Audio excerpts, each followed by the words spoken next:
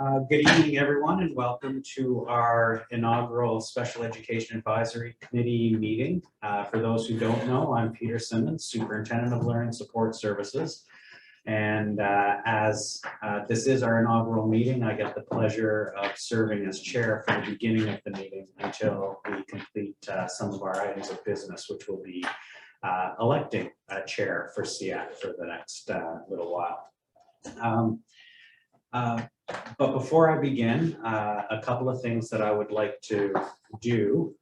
First, I would like to acknowledge that our meeting is taking place on the unsurrendered, unceded homelands of the Algonquin people, and would like to thank them for being stewards of this land since time immemorial and offering us our space to engage in our meeting here today. I would also like to highlight in particular, it's great to see so many people in person after a long hiatus for SEAC. So wonderful to see some, I guess I can't say older faces, but veteran faces. And also welcome to our folks who are joining online as well. So hopefully this is, the sound is good enough and the video is good enough to carry on in this format. A great opportunity for us to meet face-to-face as well as in a hybrid model to engage in the business that we have to engage in today. Before we get to approval of the agenda, I wonder if we can go around and do a brief round of introductions. I've had the pleasure of being on SEAC both as assistant principal and now as superintendent since 2014. And there are a lot of new faces around here. So it would be helpful for us to hear who you are and your affiliation, and it'll help you to put some names to faces of the people who are on the committee. I'm assuming, James, we can figure out how to do this for the Zoom people as well. That looks like he's super confident that this is going to work. So we'll definitely do that. So as I mentioned, I'm Peter Simmons, Superintendent of Learning Support Services, and I'm also joined by some phenomenal staff members, and we'll start off to my left. Good evening, everyone. I'm Stacey Kay, and I'm the manager in Learning Support Services. Hi everyone, I'm Kate Stout and I'm one of the system principals in Learning Support Services. Christine Kessler will be joining us shortly. She's just attending to another meeting at this time. She is the interim system principal of Learning Support Services while we await Amy Hanna's replacement. My name is Kathy Miedema and I represent ABC, which is the Association for Bright Children, which advocates for gifted and bright children. And I also have kids of my own that are gifted and LD, so I also kind of see a few sides. I'm Megan Mormon. I'm with the Learning Disabilities Association of Ottawa-Carleton, and I've been on SEAC since before the pandemic, but the pandemic has made time shrink, so I can't remember how long before then. But, I'm going to make everybody feel very young. I'm Terry Warner. I've been on SEAC since I came back from Afghanistan in 2008, so 14 years. I have the pleasure of representing Voice for Deaf and Hard of Hearing Children. And the fellow who I had hoped would be my primary to take over has gone and taken a round the world trip with his kids. So congratulations, James, you did it too. Thank you. My name is Fana Dixon, and I'm school board trustee, Zone 8. I represent Orleans, Cumberland, Madden.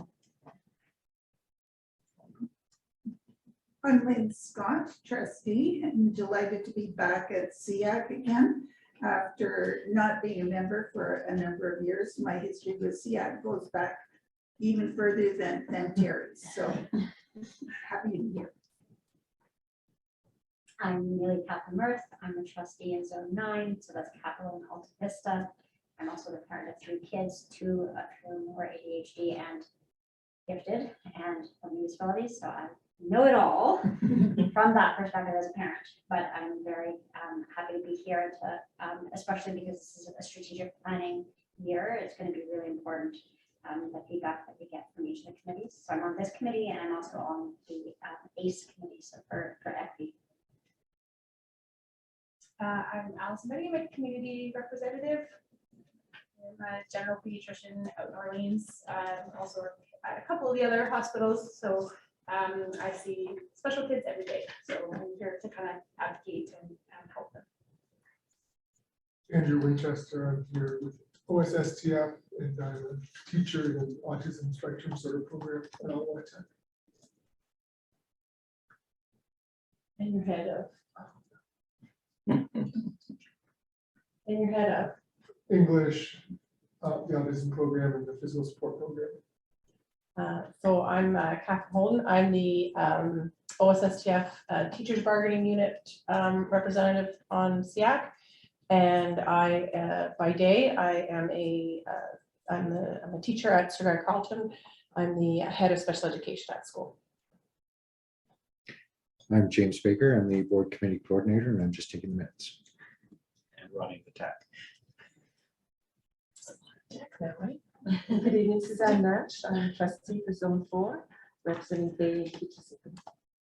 And here to observe the. And meeting this here to evening, observe so- the meeting, as my colleague Nellie Kaplan Murph has said, it's strategic planning, and so this is a very important component of that. I'm going to touch on that a little bit later when we get into some of the stuff that we're going to do. So thank you for joining us online. James, I'm not sure the best way to go about identifying people in order. So we're going to start with Hoda. Hi, everyone. I'm sorry I couldn't be there in person. I'm ill. I guess that's what happens when you have 3 kids, 5 and under at home, or someone's always sick. I'm a community representative. My eldest son is in an OCDSB school. I'm also a full-time student myself. I'm just finishing medicine and a PhD in health promotion, and I'm interested in children's mental health. So I hope to learn from this community committee and be able to contribute in any way that I can. Thank you. Thank you, Jess. Thanks, Peter. Hi, everyone. I'm also ill, so appreciate the opportunity to be able to join from home. I'll try to keep the coughing down just for a second here. I'm here representing Inclusion Action in Ontario. We're new to OCDSB SEAC, so we're really pleased to be able to join. I have 2 elementary age kiddos in the OCDSB, actually in Suzanne's ward. Congratulations, Suzanne. I also teach and do research in the area of inclusive education at the University of Ottawa. So lots of interest in the topic, and really pleased to be able to join. Thank you. Sonia. Hi, everyone. My name is Sonia Elliott. I have 2 children in the OCDSB, one in high school with ADHD, one in grade 6 who's in a GLP class. He has autism, ADHD, anxiety, SPD, and an LD. So lots to unpack there. I do a lot of advocating on the side when I find time outside of my full-time job of mom and work. Lots of autism advocating and volunteering. So super happy to be here and learn more about how I can help. Thanks. Thank you. Nancy. Can I just ask what her affiliation is? Affiliation. Yeah. Oh, sorry. I'm an Autism Ontario rep. Good. Okay. Thank you. Nancy. Hi there, my name's Nancy DeLuey. I'm an elementary school principal with the OCDSB, a proud one, I must say. And I am part of the representative of the Elementary Operations Committee. Thanks. Nancy. Connie. Hi, I'm Connie Allen. I represent the bargaining group of professional student services personnel. So we are the service providers in the board, psychologists, speech language pathologists, social workers, occupational therapists, board certified behavior analysts, and communication disorders assistants. We provide frontline services to all of our schools and also to many of our specialized system classes. And in my day job, I'm a speech language pathologist. I've been with the board since 1994. Thank you, Connie. Lorianne? Hi, I'm Lorianne Bradley. I'm representing FASD1, which is a provincial organization looking at fetal alcohol spectrum disorders. And I'm also a parent of a child with the same diagnosis, among others. And in my other life, I am a research advisor for the federal government, working in the area of service research to ensure access to programs and benefits for vulnerable populations. I also have a background as a child and youth worker, bachelor's and master's of social work, and experience in the field with that. So I'm really looking forward to learning from everyone here and offering any help that I can from an FASD perspective. So thank you. Is that everybody online? I'm Safina. Can you hear me? Safina, go ahead. Yeah. Hi, I'm Safina. I am a representative for OCAS, the Ottawa-Carleton Assembly of School Councils, which is actually open to all parents or guardians with children in an OCDSB school. I have been a part of SEAC for a few years now, and I have a son who is autistic and gifted. Thank you. I think I saw Sue on that list as well. Hi there. I'm going to apologize. I don't have a camera, and I fully intended up until about 3:30 this afternoon to be there in person. So I'm a community rep. I'm a mom of a gender diverse and neurodiverse child who's in OCDSB, who also has learning disabilities. My day job, I work at Algonquin College in the Apprenticeship Success Center. I've been with SEAC for 4 years now, and I'm very happy to be back and happy to see all the new faces and returning faces. Thank you. Uzma. Good evening. Sorry I can't be there tonight. I am the community rep for the Down Syndrome Association. I have a 19-year-old daughter who is in a system class at Glebe Collegiate, and I've had 2 other children who've gone through the OCDSB system. So. Thank you. I think we've got everybody online. Is there anyone we've missed? Thank you, everybody. I appreciate that. I know it took some time, but I think as we heard from lots of people, there is lots of new faces and some more veteran experienced faces as well from our SEAC years. But thank you for taking the time. And I guess just on behalf of all of us, thank you for making this a priority and for getting involved. And we're going to talk a little bit more about that. But certainly we've benefited as staff from our involvement with the Special Education Advisory Committee and are looking very much forward to 4 more years of good work together in support of students with special education needs. At this point, I'd like to take a look at the agenda, and I apologize, I don't have notes on this, but are there any changes to the agenda? Kate? I'd just like to note that the standards for the special education plan were not included in the agenda package, and I'm wondering if we might bump that item forward as people wouldn't have the chance to review them. Okay. So we'll strike 9.2 because people didn't have that included in the agenda item. Any other changes?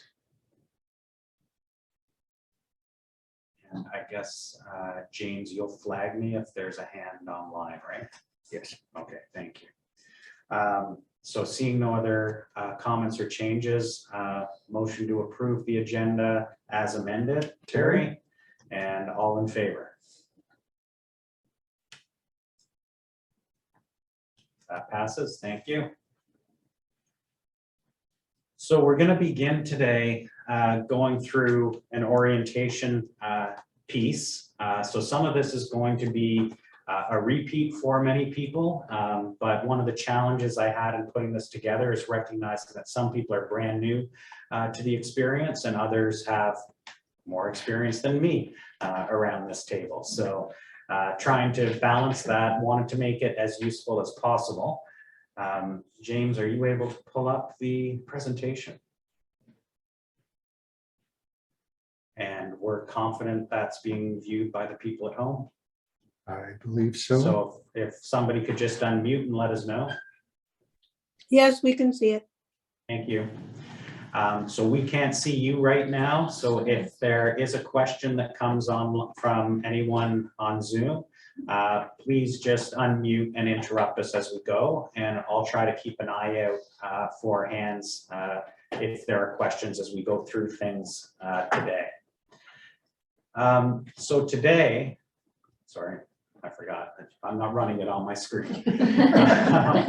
So this is going to be fun to try to remember. So today, a few different things that we want to accomplish in terms of what we're getting into over the next little while as a SEAC. We've talked a little bit about some of the staff members who are here to support, and we'll go through those as well as paint a picture of the provincial landscape and our local context. And then getting into a little bit more specific information around SEAC and working together and current big work. And noticing that our learning goals are all #1. That's an interesting adjustment to our presentation. But so we're going to do it all at once. Trust me, they had numbers earlier. So carrying on, James, thank you. We've gone through a number. Can you go to the next slide? So carrying on, a few of us are here, myself, Stacy, and Kate, as staff, LSS staff supporting the SEAC. Christine Kessler is an interim system principal. She's a retired system principal who's come back to support us following the promotion of Amy Hanna, previous system principal, to the position of superintendent of instruction. So thankful that Christine has come back. Christine is with us for a short time because we're eagerly anticipating the replacement with a new system principal who will be more permanently placed. And that will be Deb Lyon, who is currently principal at Crystal Bay Center for Special Education.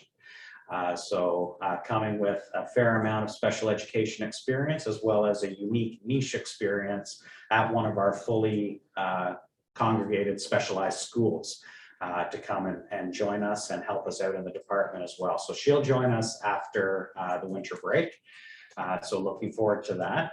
We're also supported by additional people of the leadership team in learning support services. So Dr. Kristen Schaub is our supervisor of psychological services or psychology services.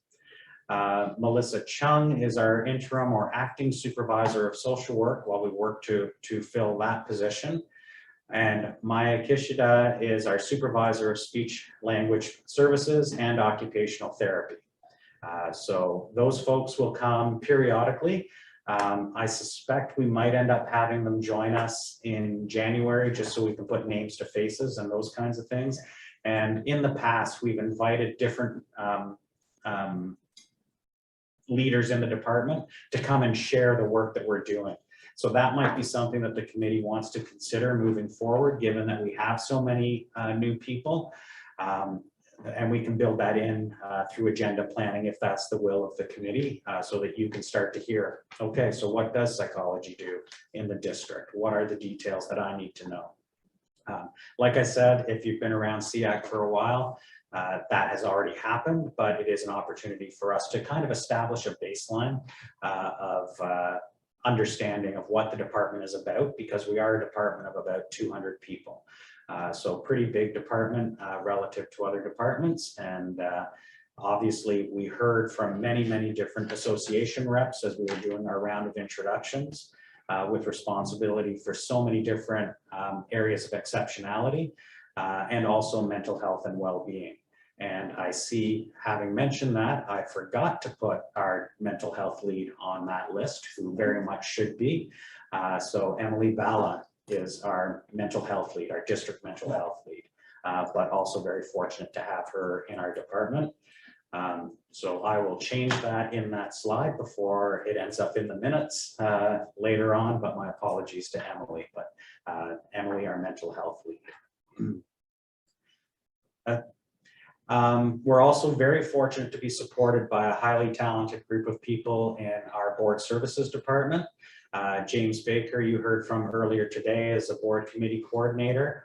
We're also supported by Melissa Applethwaite and Darren Gatley at various times. We wouldn't be able to pull off the technological feats that are occurring tonight, as well as be able to fulfill our responsibilities as to report back to trustees about the work and the conversations that SEAC has engaged in over the years. So we're very fortunate to have high quality support from board services. Obviously, learning support services is a big part, but one cog in everything that goes forward in trying to move initiatives forward in support of improving student achievement and well-being in the district. We are very much an integral part of the other departments in the district, and at various times we will invite representatives from other departments to come and talk and share their areas of expertise. So for example, Program and Learning, or PAL, I should also mention that special education probably has the market on acronyms. If we end up throwing out too many acronyms and it gets too much, by all means, just wave a hand and remind us, because we live in this world and we can fall very quickly into a whole series of acronyms. So Program and Learning being PAL, but also at different times, facilities may join us, planning, finance. Finance will be particularly important because the committee will be engaged in providing some feedback regarding the board budget process moving forward. And we'll want to make sure that SEAC has the baseline understanding of the lay of the land, essentially, when it comes to budget, the budget scenario for the OCDSB, in order to inform not only trustees, but also us as staff as we take a look. Okay, so here are some things that we think are priorities, but what is SEAC also helping to identify as priorities?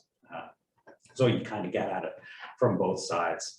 Of course, the equity, human rights and equity, Indigenous education team, all very key stakeholders in the work that we're engaged in around anti-oppression, anti-racism, removing systemic barriers that disproportionately impact some learners over others within the district, and safe and caring schools. That's just a few of the different departments that might come and visit periodically over the course of our work, because each of them have unique areas. We have a pretty robust leadership team, but when it comes to learning support services, the breadth is so wide. In order to have a deep understanding in any one area is virtually impossible. So counting on the expertise of the people within the department to help inform us and the information that we're sharing, and counting on the information that we get from SEAC in terms of identifying priorities and next steps. So there's going to be a fair bit of information coming at you. Special education, and I wanted this, when this goes out, hopefully it will serve as a resource document as you're getting up to speed and you have a little bit more time to digest some of the stuff I'm going to throw at you. I'll go quickly in consideration of the time that we have tonight, but some of it is pretty important that I want to make sure we spend time on, and I want to make sure that you have this as a reference document moving forward. So really, special education is one of the most highly legislated and regulated supports and services in education. Going back to Bill 82 in 1980, ensuring that school districts understand their responsibility for the provision of special education programs and services for students. In addition to legislation, we are also impacted by district policies. District policies are set by trustees. And then, of course, from policies, staff, the director is authorized to develop procedures. And that gets down into the operational aspects of a policy. So how do we take the trustee policy direction and operationalize it at the school level? But in Bill 82, we started to identify and define exceptionalities. There have been some adjustments and shifts since then that I'll highlight later on. Ensuring that we're providing special education programs and services without fees. If you can believe it, there was a time when that was the standard, and certainly not that case anymore. One of our seminal documents, and I always get nervous as the superintendent of special education when I stand up and say, take a look at Learning for All, because people then interpret it as a special education document. And it is not a special education document. It is identifying high yield strategies for us to support all learners, including those with special education needs. So within this document, and we refer to it regularly, it identifies high yield strategies that teachers are expected to employ in their planning and instruction and their approach to supporting students around universal design for learning. So that's getting at the notion, coming at it from the perspective of architecture. And if we think about something like sidewalks, when I was a kid, you came to the sidewalk and then there was the 3 or 4 inch drop onto the road. Through a universal design approach, they were able to smooth out that walkways in some circumstances. Thank you, City of Ottawa. But in some, the idea is that you can now, if you are in a wheelchair, you can be on a sidewalk, get down to the road, walk across, get across, and up onto the next sidewalk.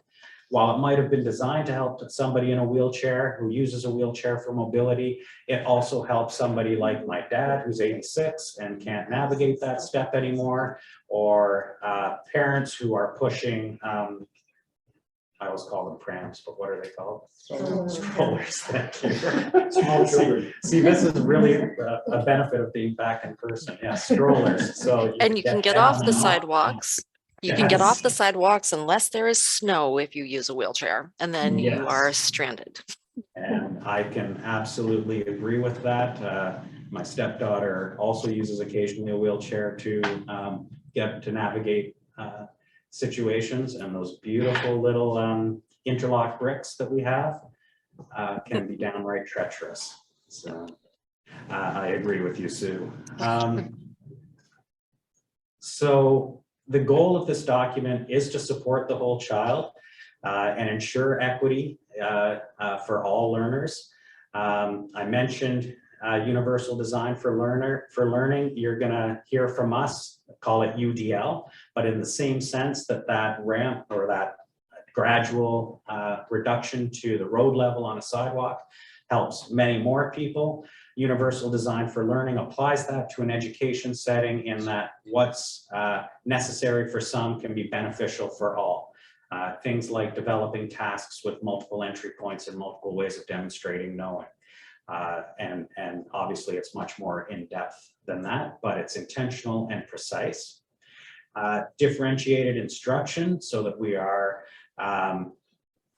getting to the precision and personalization of instruction that students require, not just from an instruction perspective, but also from an assessment perspective, so that students have an opportunity to demonstrate their learning to us in a way that's accessible to them. We did highlight here culturally responsive and relevant pedagogy, so that notion that students' identity and their intersectionalities of their identities impact their experiences as a learner in the district, and we need to make sure that we're considering that. And are there different things that we need to be aware of in our planning? So for example, we know that there might be differences between boys and girls, for example, but is there an added difference if you're a racialized boy experiencing poverty? And what then do we need to do to support that learner versus other learners who don't share that kind of intersectionality and identity? And then finally, the tiered approach to intervention. So the notion that we want to support students at just the right level in order to rectify or support a learning need and allow them to be successful in the school setting. Interestingly enough, when we think about a tiered approach to intervention, I had an opportunity to participate in a conference in Korea, South Korea, as recently in the last couple of weeks. But there was a teacher there who created a book club at her school using this Ontario document, Learning for All, around inclusion, universal design, differentiated instruction, and the tiered approach to intervention. So it was interesting to see that this notion is not Ontario created, it is global. At that conference, we heard from researchers in Singapore, in Japan, and in the US, who all, I mean, sometimes it's called a multi-tiered system of supports, MTSS. You see things like response to intervention, or RTI, all around what is it we can do to provide the support that needs to be in place to support a learner and help them to experience success at the right level at the right time. Another key document for your reference, and all of these are available online. I've got them hot linked later on in the presentation. But Special Education in Ontario is a policy and resource guide that updates the old special education guide from, I can't remember now, 2008, 2004, something like that. So this is an updated document, and it kind of pulls together all the key resources that you might want to reference in thinking about programs and services to support students with special education needs. It identifies the standards in special education that we have to go through, and one of SEAC's key responsibilities is to review those standards on an annual basis. And it also is a neat and tidy way to pull things together as a starting point as you go about researching what is going on with special education in Ontario.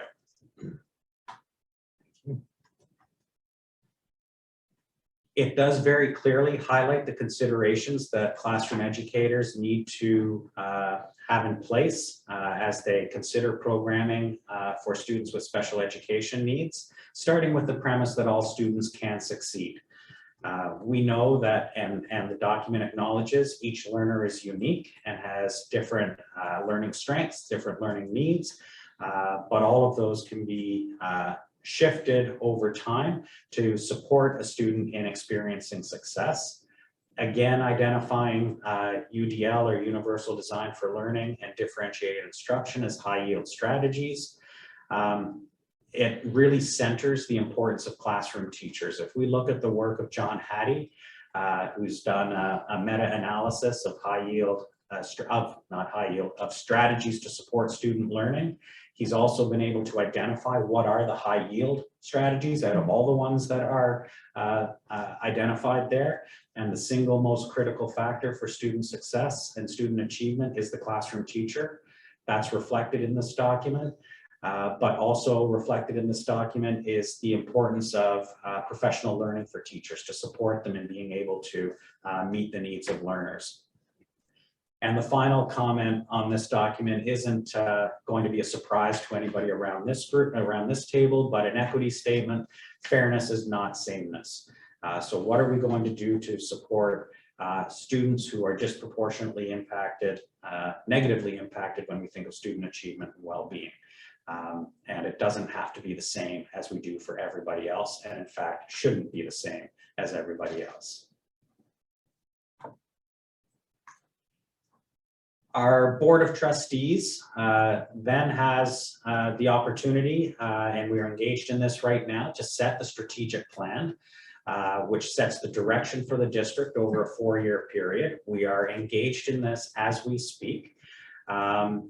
And it's deliberately timed to bridge a previous board with a new board. So you get kind of a summary heading out, and then a new board comes in and says, okay, so here's what we liked, here's what we didn't like, here's what we got from the community, here's what we're hearing from various stakeholders. and develops a new strategic plan. The strategic plan is critically important though, because one part, and you'll see this as we get some of our reports in front of SEAC, you will see that we are identifying how is the work that we're doing and engaged in specifically designed to support achievement of the goals identified by the Board of Trustees in the strategic plan. I'm going to discuss that a little bit more when I get to the superintendent's update, but they're important to understand, and I'll repeat it again because I think it's so critically important. And I forget if it was Nilly or Allison, it might have been Suzanne mentioned earlier around the importance of getting that input into development of the strategic plan. I share that view. SEAC has to be actively engaged in this process and has to have a voice to express a view for students with special education needs in the district so that it's captured in some form when we get to development of the strategic plan. So you are going to be asked for feedback.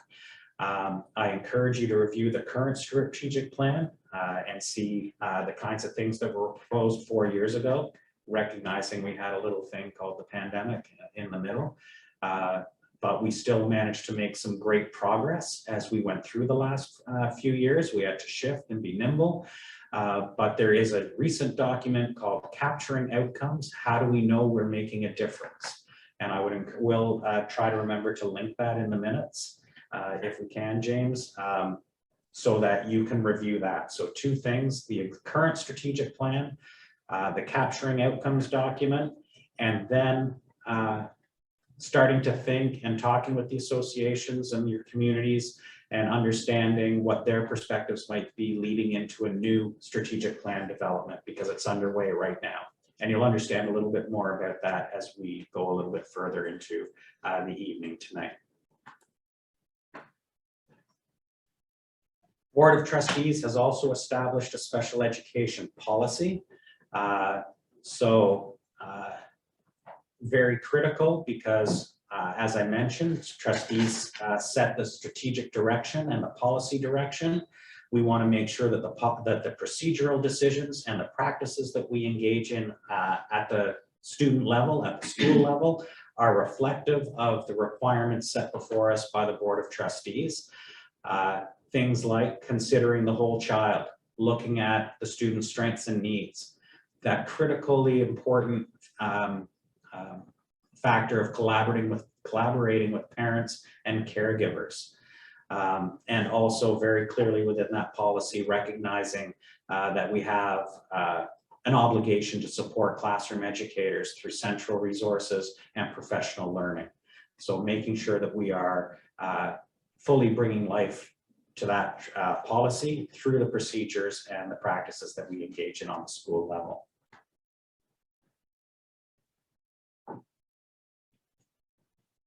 That seemed like an awful lot to go to, and now we're getting to SEAC. So you've all made the commitment to be a part of SEAC, our Special Education Advisory Committee. I did mention that special education is highly regulated and legislated, as to is SEAC, or the Special Education Advisory Committee. You really have legislatively 4 main responsibilities.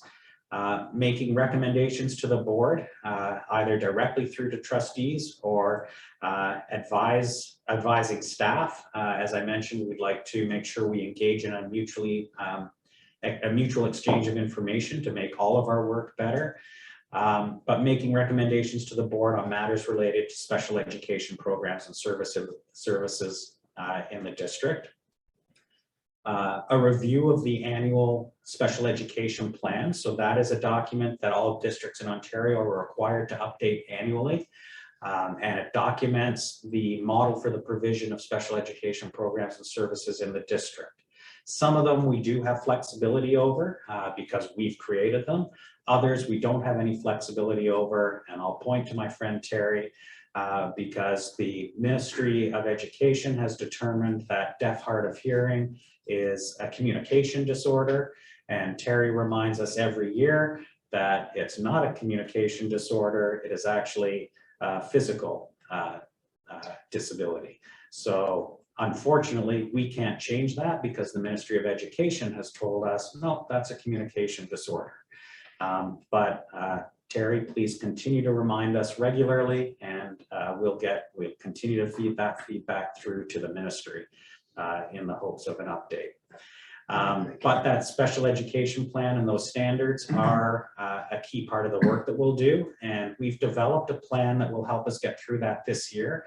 It has to be approved by trustees in June. So that means our work as a SEAC needs to be done by April, May, so that staff then have time to update it and can get it before the June SEAC, because SEAC has to create a motion to say, we want this to go forward. And then trustees have to have an opportunity to say, okay, here's a motion to go forward in June. And its due date is in July for publishing. So we'll be going through that. We did, as we noted in the approval of the agenda, didn't get to special education plan standards on this one. So we'll revisit that schedule and we'll bring it back in January, just so you know what's coming up. And I think that's important because each of you has a unique perspective and you may want to get information from your associations on what their feedback is in relation to things. Some of you are going to be community reps or trustees, for example, who hear from parents, well, I don't even understand what that means. That's important information for us to have because, like the alphabet soup that we are in special education, we want to make sure that that information is as accessible to parents as possible, accessible to the community as possible. And it's through the ongoing review that we do. Every year we make it a little bit better. When I started in 2014, it was a lot different than it is now, and it is a million times better than it was then, and it will continue to improve with the involvement and support of this committee. Another key responsibility is being involved in the annual board budget process on matters related to special education programs and services. So we will make efforts, we'll endeavor to provide information as quickly as possible for the committee to consider and to have a conversation. Those conversations, and we'll get to this again later, are critically important. You do have 3 trustees on the committee who hear the conversation. You often have trustee visitors who come and join us as observers who can hear things, and you also have the minutes of these meetings transferred to trustees each month, and they're going to read the minutes as well. There's a few other things going on, but I don't want to repeat myself later on. And then, of course, the financial statements as matters related to special education. So we heard about the members of SEAC earlier on when we went around the table. We heard from each of the associations, and I believe everybody was represented tonight. We are also joined by the 3 trustees who are with us, also the 3 community reps, and OCASC is also here, the Ottawa-Carleton Assembly of School Councils. This group of people are the voting members of SEAC. And if we get to a position of having votes, or when we get to the position of votes, approval of the agenda, we're going to talk about motions in a little bit. If those kinds of things emerge, those are the people who get to vote. However, we are also very fortunate to be joined by several others in a supporting capacity as well. So we have our federation partners join us. One key distinction that I just want to highlight is that we have OSSTF, which is 3 different bargaining groups. We have the professional student services personnel. We have teachers, OSSTF teachers, and we also have OSSTF educational assistants. Just a reminder that there are different perspectives shared by different groups from their different priorities and from their members. Who might have, and they might have a particular perspective that needs to be shared to be heard by members of SEAC. We're also joined often by a representative from the Student Senate. And typically that person will be introduced at the beginning of the meeting. And finally, they are non-voting representatives, so they aren't able to participate in any of the votes. They aren't able to make or vote or amend motions, for example, but they are a key information source and a key partner in the provision of special education programs and services for our district. Oh, wrong button.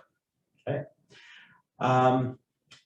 I'm going to go through this really quickly because it's very text heavy right now. But I did mention that there are a series of legislation and regulations that impact special education. We have Regulation 181, which is the Identification, Placement, and Review Committee regulation, for example, sets out the requirements for those. Regulation 296 sets out the requirements for the operation of schools for the deaf and the blind, provincial schools. Regulation 298 talks about duties of principals, qualifications of teachers, class sizes in special education classes or fully self-contained classes. You know, the use of sign language as a language of instruction. Regulation 306 is the one that talks about special education plans. Regulation 464 is the one for SEACs.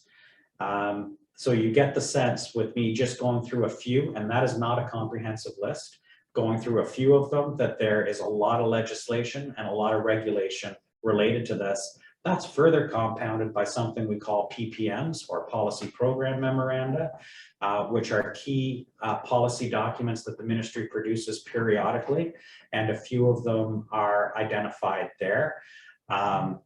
Things like the provision of health services in schools, PPM 81.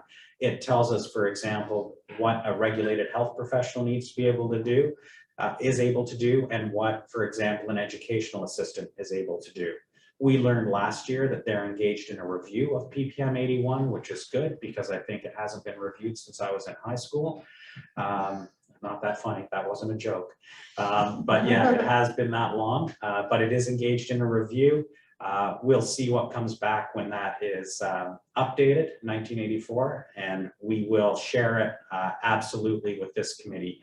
The previous SEAC did have an opportunity to provide input and feedback to it, along with all the other SEACs and stakeholder groups in the province, so that will be coming forward at some point. Incorporating methods of applied behavior analysis, or ABA.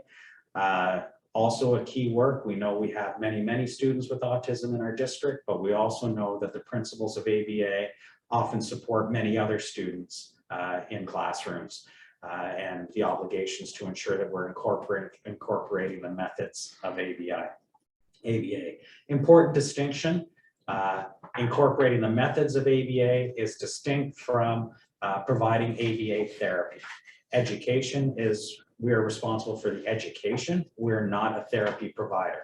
So we don't provide ABA therapy, but we do incorporate the principles of ABA in our planning and support for students. So they're all listed there. There's a lot of them. And I just highlighted a few that may be of interest to people around the table.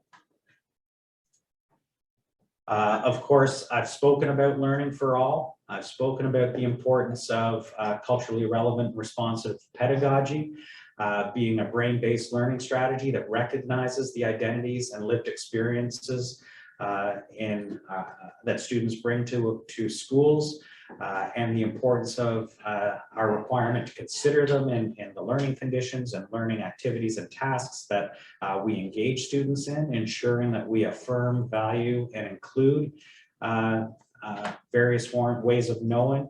And also when we think about culturally and linguistically diverse students, all oriented towards nurturing high academic success. I mentioned the Spec Ed guide, Spec Ed in Ontario. There is an important document which you may want to review sooner than later called the 2022-23 Education Funding, a guide to the special education grant. So when we think about funding in Ontario, you have a grant for student needs, or a GSN, and you also have envelope special education funding. It is a complex formula, to be sure. If you look at the math that's included in some of these calculations, it is definitely high level. But it does go through the different amounts, and it's important for people to understand how is that total amount for the district created in the end. Things like the special education per pupil amount. Of course, we have an acronym for it. It's SEPA. Differentiated special education needs amount allocation. Of course, we have an acronym for that, DESENA. Special education amount, acronym SEA. Special incidence of portion, SIP. Education Community and Partnership Program, ECPP. Behavior expertise amount, we don't really have one for that. It is our ABA expertise amount. Partnerships, priorities and partnership funding, and we've spoken about that at this committee. Partnership and priority funding, PPFs. We have a few of those underway right now.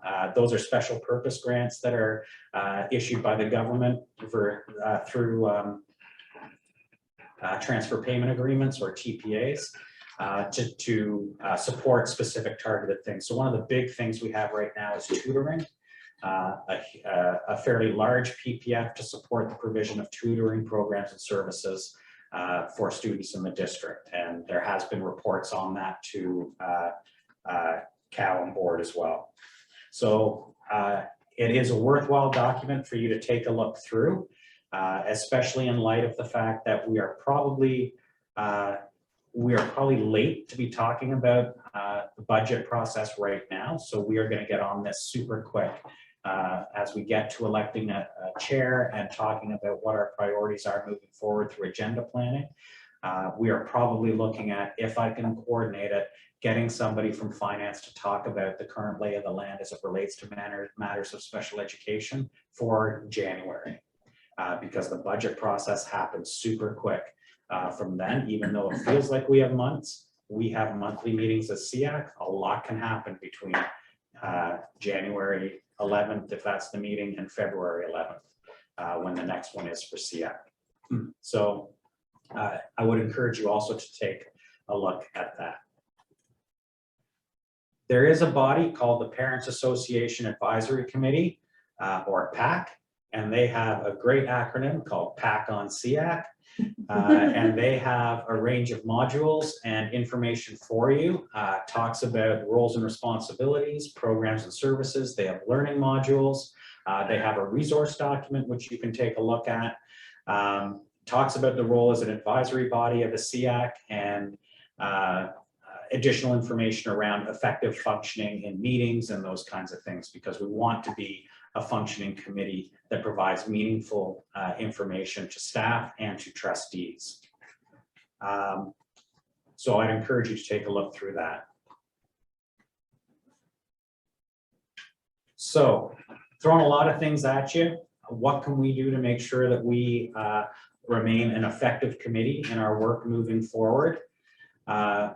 Many of you are from local associations, and you're obligated to represent your association's view, remembering that we are a diverse community and that our goal as a group, as a committee, is to support the provision of special education programs and services for students in the district, all students in the district.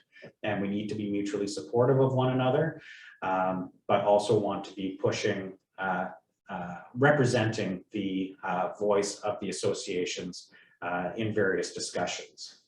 And I guess what that means is you can't step back on the conversations. Oh, this is that association's responsibility, I'm going to let them do it by themselves. Well, no, we are a committee and we want to work together and hear divergent perspectives, because that informs all of our perspectives. Remain well informed. I will do my best to bring information to you, either sharing it in between meetings electronically through board services, or bring things to you through my superintendent's update each month, so that you're able to be informed from our perspective, but also you have channels of information as well. I don't think it was Maggie at the time, but when PPM 8 came on, which was revisions to the definition of the exceptionality for learning disabilities, we were very closely in contact with the LDAO rep because they had information that we didn't have. So we were able to learn and start thinking about things and get information. So it really is intended to be a two-way street. Please make sure you read the agenda package ahead of time. It can be daunting sometimes. Sometimes there are several documents and reports to work your way through, but it makes the meeting time go much smoother. We don't want to be here till 10:30, 11 o'clock at night every month. If people are prepared coming in, we can be succinct and targeted. I think we've learned over the course of the pandemic that we get better input and more valuable input from people in the first 2 hours of the meeting than we get in the last hour and a half of the meeting. So if you're prepared ahead of time, that includes sending us questions. Peter, I've read this report and here's the question I would like to know a little bit more about. I don't know everything. I often have to chase down information and get more specific so that I can come in and provide as detailed information as I can to make this time meaningful. Obviously, I can't talk about specific student concerns, but we can talk in general terms. If there's a question you have related to a report, send it ahead of time and we might resolve that in a phone call. It might be a question that's still worthwhile asking here, because if you have that question, maybe 8 other people have that question. And we can make sure that people have the required information. A reminder that we do have a respectful workplace policy and that we are all obligated to conduct ourselves in accordance with that policy. It is pretty common sense, being respectful, listening respectfully, making sure we use respectful language in how we interact with each other, particularly at times when we disagree. I don't think there's anyone in here who wants adverse outcomes for students with special education needs. How we get there, we might differ on, but we can have that conversation and there's a synergy in having that conversation. But at the end of the day, it's okay for us to disagree. We have the ultimate goal of doing what's best for students with special education needs within the district. I've mentioned being involved and sharing your perspective, but one of the things I've really valued over the last several years with SEAC is there's not one of us in this room, staff included, who knows as much as all of us in this room. And being able to get information and input, we've done various things over the last few years, like breakout rooms when we were all electronic.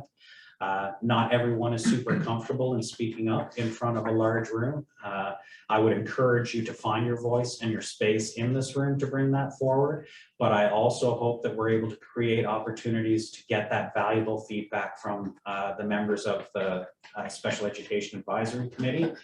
Speaking selfishly, we've come forward with various initiatives that we have brought here before they are fully cooked.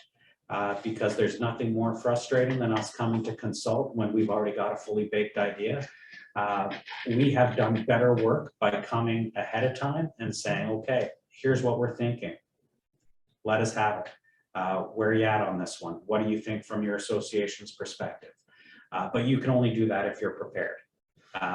You have to remember that we are taking the perspective of all students with special education needs. We have to remember that there's a vast array of experiences. Your experience, your child's experience may not represent the generic experience of everyone in the district.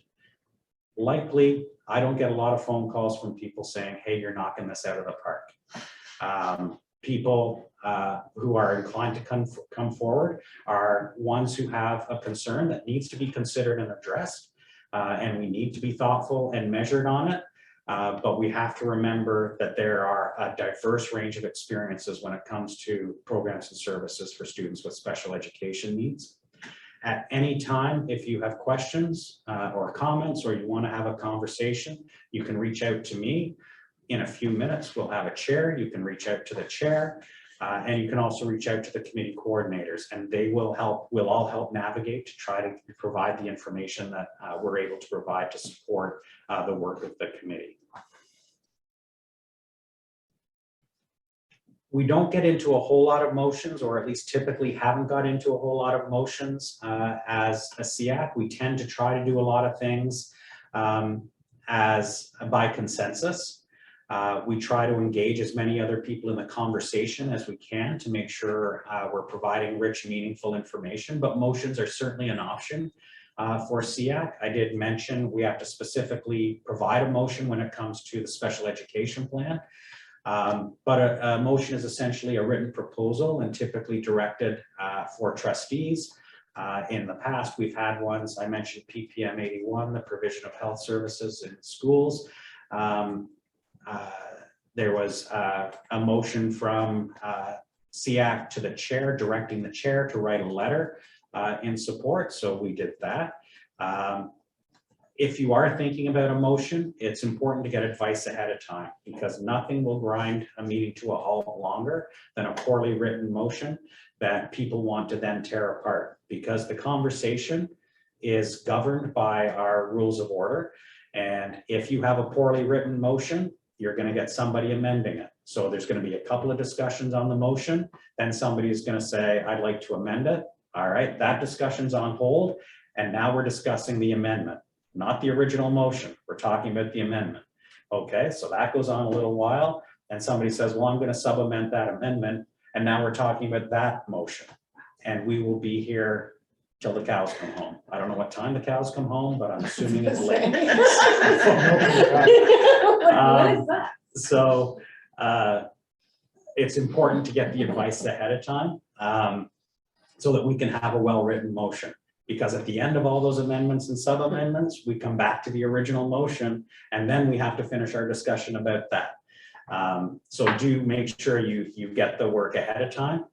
I'm not the expert, but we have access to experts. We have 3 trustees who are going to be experts in this in fairly short order, who can also help when it comes to writing motions. Of course, our board staff, you have to involve board services because they will know how it needs to be written to capture the intent that you really want, because a poorly written motion can have an intent that you didn't intend, for a matter of fact. So you do want to make sure that you're fully able to explain what it is you are intending in the language that needs to be included in the motion. And of course, motions are either carried or defeated by a majority of the members on SEAC, of the voting members on SEAC. So there is a formal process. Oftentimes we just end up in discussions at SEAC, and that's fine. But at committee, we do not need to have a motion seconded to be put on the floor. But do be cautious that we do need to give notice of motion, and it needs to be available for people so that others are aware that it's coming forward and can seek the information that they need in order to make an informed decision about how they feel about that motion in terms of how it represents the associations that they represent or the community perspective that they bring in. I mentioned it has to be submitted in advance, 13 days in advance. So you do need to plan well ahead. There are some other considerations when we get down to the nitty-gritty of motions that can get around that. But in fairness to your colleagues who are also equally important members of the Special Education Advisory Committee, I think giving people, respectfully giving people time to interpret and review and maybe ask some questions or seek clarification or offer input is a respectful thing to do in terms of developing a motion. And just finally there, your committee coordinator is your friend when it comes to doing that, to write a motion that is clear and easily understood. So I've been through some of this. As I keep mentioning, much of what we do in SEAC is by consensus. And that seems to make things go smoothly. A reminder, as I started at the beginning of the meeting, the minutes go to trustees through COW, Committee of the Whole, and they have an opportunity to read them. We have the 3 representatives who sit here. We're often joined by other representatives. And then as we get later on into the elections, we do have a representative from the SEAC group who is able to sit at committee of the whole. So that person is also able to hear the conversation at SEAC and be able to represent SEAC's perspective at committee of the whole.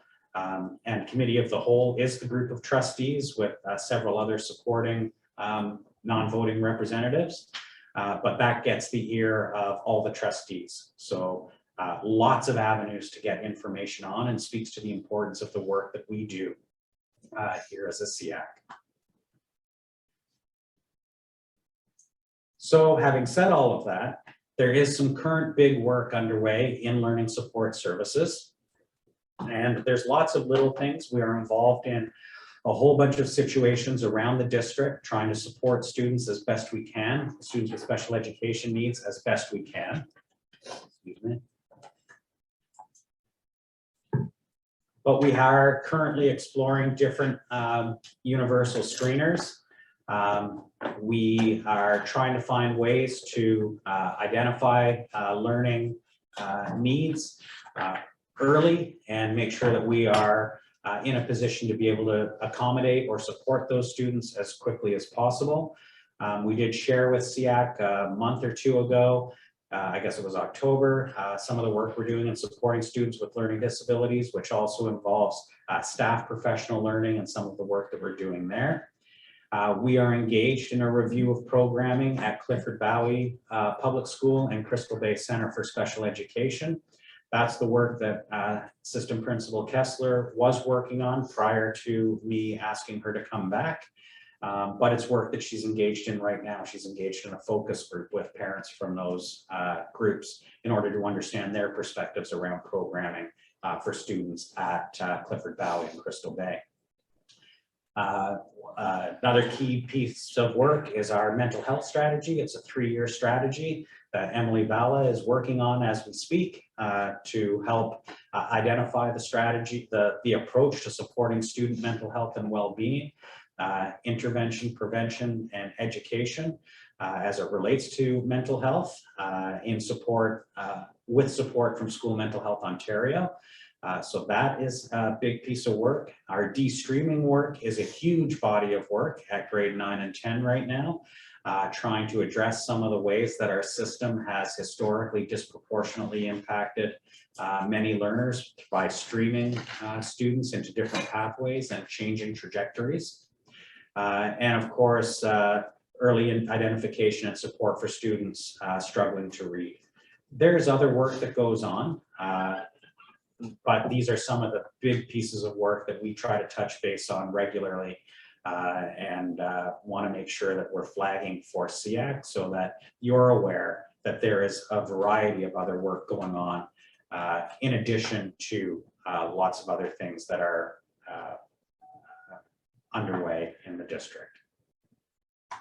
So for a man of few words, which I am, believe it or not, I see you, Kathy. I've talked for a good long time. I don't know if there are questions. I can do my best to answer them if there are. In fairness, I've dropped a lot of information on people and it's a lot to take in all at once in one evening. So fully understand if you want some time to reflect on it and ask questions, either connecting with me via email later on or a phone call or what have you. But also if there are any questions right now, happy to hear from you and see what I can do to address them. Millie?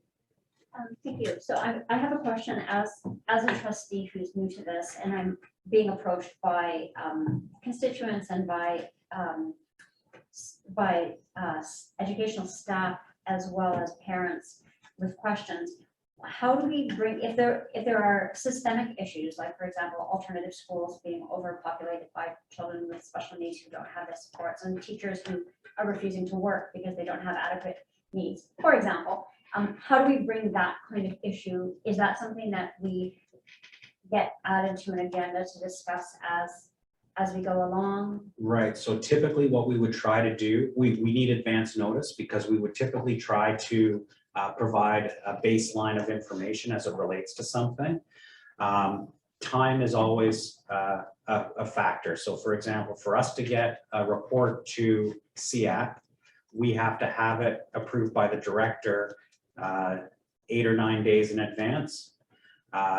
To do that, we have to go through Director's Executive Council or Director's Coordinating Council, which might take it another couple of days. And we need lead up time to write it if we're going to provide something. So if there is an issue like that, we can have a conversation, and when we get to the election of the chair, it might be something that we could discuss in agenda planning on how that comes forward. We do need to be cautious because there are many situations that arise that are really quite unique. And we are not in a position in a public meeting to be discussing individual concerns related to individual students. But we can talk about some of the systemic things. Some things, like you mentioned, some pretty high level things there. Some things are less high level and could be brought up through new business. But again, if you can give us a heads up on that, then we can talk about, okay, so who's best positioned? Who do we need? A mental health issue, question, for example. Well, I would feel a lot more comfortable having Dr. Schaub, our supervisor of psychology, or Emily Valla, our mental health lead, here to support in a conversation, because I can give you a high level answer, but that's likely unsatisfactory. So there is an opportunity to bring that forward in new business, depending on what it is. We can always talk that through. But there are situations where it can be extremely frustrating when somebody expects their individual concern to be addressed at the meeting, and that can't happen. Yeah. So, And for and I those- get it. For those, do we bring those to you and our individual students or families? We bring that to you? Yes, so I will often enough get emails from trustees saying, I've had this parent reach out to me, and I won't share the particulars of the situation with you, but I will let you know generically kind of what's happening. So we're aware, we're involved, we're trying to support, and there might be, depending on the particular situation, some info that can be provided. Sorry, Terry, thank you. So to help you steer that conversation, sometimes what Superintendent Simmons has to do is he is not the only lever in play. If you're talking about school populations, school overrepresentations, I used to know who it was. Planning. Yeah, there's probably 2 other superintendencies that are involved, and there may be other things that people wouldn't necessarily know about. In regards to parents bringing issues forward, we're 9 different associations here. If you can include us sometimes in the questions and the conversations, it helps me understand the problems, understand my constituency, same way that you're speaking towards your elected constituency. So it's the shared load. Yeah. And I would echo that too. We do advocate on the part of our own members and our own constituency, for want of a better word, and often we know other people who have the same issue, and therefore it makes it easier to advocate as a generic thing. Thank you. Lynn? It's really important that we have our local associations that are able to provide support to families. One of the challenges we have sometimes is we have an obligation to protect the privacy of individuals. So very often what we have to do is to provide the parent or whoever has called us with the contact for the association and really encourage them to reach out because we can't necessarily go directly to our SEAC friends and say, oh, Mrs. So-and-so called about Joey, because that would be inappropriate given the protection of privacy legislation that binds us. And oftentimes I expect, looking at you folks, you probably get calls from parents or caregivers who don't know where to turn. I don't know who to speak to at the board about this problem. So of course, being aware of what our department does, trustees have to take a broader view because they're going to get questions around overcrowding in schools, to Terry's point. But for people in this room to be aware that, okay, so that was a special education thing. Superintendent Simmons should be your contact. Here you can reach out and I can help navigate that. I do think it's important also, and we did this, I'm assuming it will continue with the new chair, to keep the chair informed of some of these things as well, just because it helps my relationship with the chair and navigating and creating agendas and so on of what we're going to do. So, not getting into the particulars of student identification and all of that stuff, recognizing there is a difference between staff and the chair of SEAC. Okay. Just in support of our being able to help parents make that outreach to the association, at some point, will there be a list of all of the SEAC members with the association name, the contact number, the website, and all of that stuff, so that we can hand out a phone number or a web address or whatever is needed? We can absolutely create that. It does appear in the special education plan, but that's not going to help currently with the number of changes, and that won't be published until July. So we can create something that helps support that. That would really be appreciated. The other thing we're working on, and this is getting away from orientation, but the other thing we're working on is a parent-friendly document that helps explain who we are as a leadership team in learning support services. So for example, Stacy is the lead on service animals. So if I have a service animal request or I'm considering one, a parent will be able to look at this and say, okay, I have a question. I'm going to reach out to Manager K and see what I need to know. I guess oftentimes also just in relation to a lot of these things, has the parent spoken to the classroom teacher? Has the parent spoken to the principal? Have they spoken to the learning support teacher? There are a lot of other steps that also need to be considered. Sue, I noticed you unmuted. Do you have a question? I did. Over to you. I didn't know. I mean, I didn't have a question and I don't recall having unmuted. So I'm sorry about that. No problem at all. Just want to make sure we're included. This is including everyone. This is my first hybrid meeting. So thanks, Peter. Now I've just closed all my windows. So any other questions in relation to that orientation piece? I know it was a lot for you and happy to take questions as they emerge in your reflections. I think I have a question, but I'm not sure if it's like what happens to some of the teachers that encounter abuse from the students within the classroom? so. There are Like, how do we deal with that? Because right.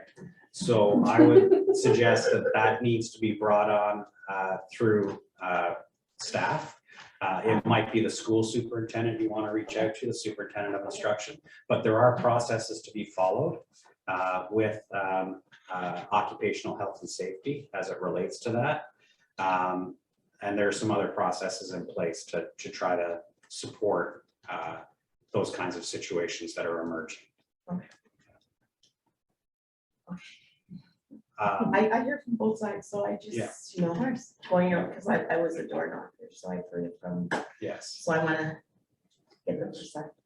Yeah, and that's one of those interesting intersections because we work to support students in learning support services and staff in supporting students, but there's also the occupational health and safety aspect of being a worker in an organization. So.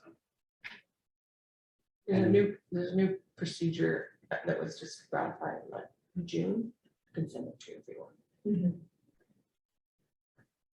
So what I would like to suggest, thank you for that, James, appreciate it. We've been going for about an hour and 25 minutes at this point. this could be a little bit of a later meeting, so my apologies, but I would like to suggest that we take a 7-minute break and then reconvene back here. Now, all of you in the room, we say 7 minutes and then you end up talking and you come back in 10 minutes. We need you back in the room, voting members, so that we can have quorum and we can move on. Oh, I have a question. You're right. Is there always gonna be snacks like this? That's out of order. It's Okay. like, for those of you at home, like, this is different than the other snacks that have been. No, this is a I'm like, special, no, this is a special recognition, so. And I guess on that note, I should specifically thank Board Services for providing the snacks tonight, very much appreciated. All right, so we've lost 2 minutes of our break. If we can be back at 8:30, it's 8:25 now. Go. Thank you. We can get underway. I'm wondering for voting members who are online, if you can raise your hand or take your camera off so that we can make sure that you're online and get a sense of what our overall quorum is right now. Perfect, thank you. So moving on, we are on to the elections, and the first position that we are going to be talking about is the election of chair. So I apologize, I am going to be reading the notes quite extensively. But for the purposes of administering the election process this evening, I'll be appointing 2 election assistants. Our election assistants this evening will be Stacy Kay, Manager of Learning Support Services, and Kate Stout, System Principal of Learning Support Services. Our next item of business is the election of the office of the Chair of SEAC. I'd like to take a moment to reiterate the rules with respect to elections.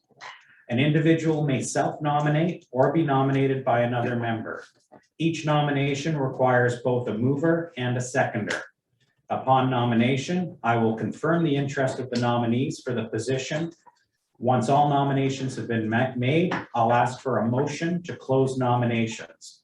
After the close of nominations, the nominees will be invited in alphabetical order to speak for up to 2 minutes. After each nominee has had an opportunity to speak, I'll ask the election assistants to distribute the ballots. I will remind the members of the names of the nominees prior to voting. A Google link will be posted in the chat containing the voting ballot form for those voting members participating remotely. A paper ballot will be distributed by the election assistants to those members participating in person. Only the voting members from SEAC may participate in the voting exercise. The election assistants will tabulate the results and return the results to me, and I will announce the results. I would also like to remind you that to be elected, a candidate must receive a majority of valid votes cast. If no candidate receives a clear majority, then a second ballot will be held. If no candidate receives a clear majority on the second ballot, the name of the person receiving the fewest votes shall be dropped from the ballot, and the members shall vote again on the remaining candidates. This continues until one candidate receives a majority vote. Where it is necessary to break a tie vote, a second ballot shall be held between or amongst the candidates involved in a tie. Once the chair has been elected, I'll relinquish the chair of the meeting to them and invite the newly appointed chair to make a short acceptance speech of up to 2 minutes. Are there any questions before we begin? Sue. Could you just recap for me how the members that are remote are voting? James is going to put a link in the chat box and you'll be able to click on that link and it'll take you to a form that looks the same as the paper one that we are distributing here. Okay, great. Thanks, Peter. Any other questions? Okay. So I'd now like to open the floor for nominations for the office of the chair.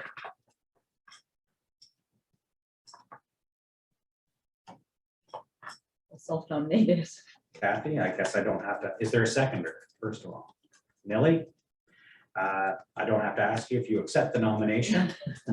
Are there any other nominations? If there are no other nominations, I'd ask for a motion to close the nominations for the office of chair. Sue, thank you. Is there a seconder for the motion? Donna Dixon?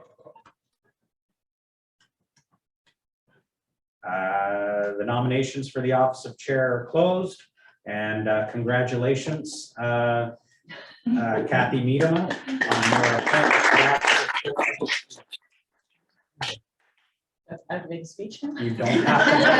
Yes. Now, Okay. you're the chair Correct. now, you don't have to say anything. Okay, yeah, well, I guess, thanks for not trying to run against me. No, I guess, yeah, so I've been on SEAC and the OCDSB. I didn't mention this when we did the intro, so I'll mention it now. I've done this for about 5 or 6 years now, and previous to that, I sat on the OCSB SEAC for 4 or 5 years. So in total, at a SEAC table for 10 years, and you know, hopefully we can. I've been on a few different flavors of SEAC and seen some good things and some more challenging things. So hopefully we can work together, and I'm excited to see lots of new faces and lots of like amazing expertise. Thank you. Congratulations, Kathy. And bear with me as I learn the ropes of the official stuff. Yes. Sorry. We have experts in the room. And I see that I'm continuing for the process of election of vice chair. So I'd now like to open the floor for nominations for the office of vice chair.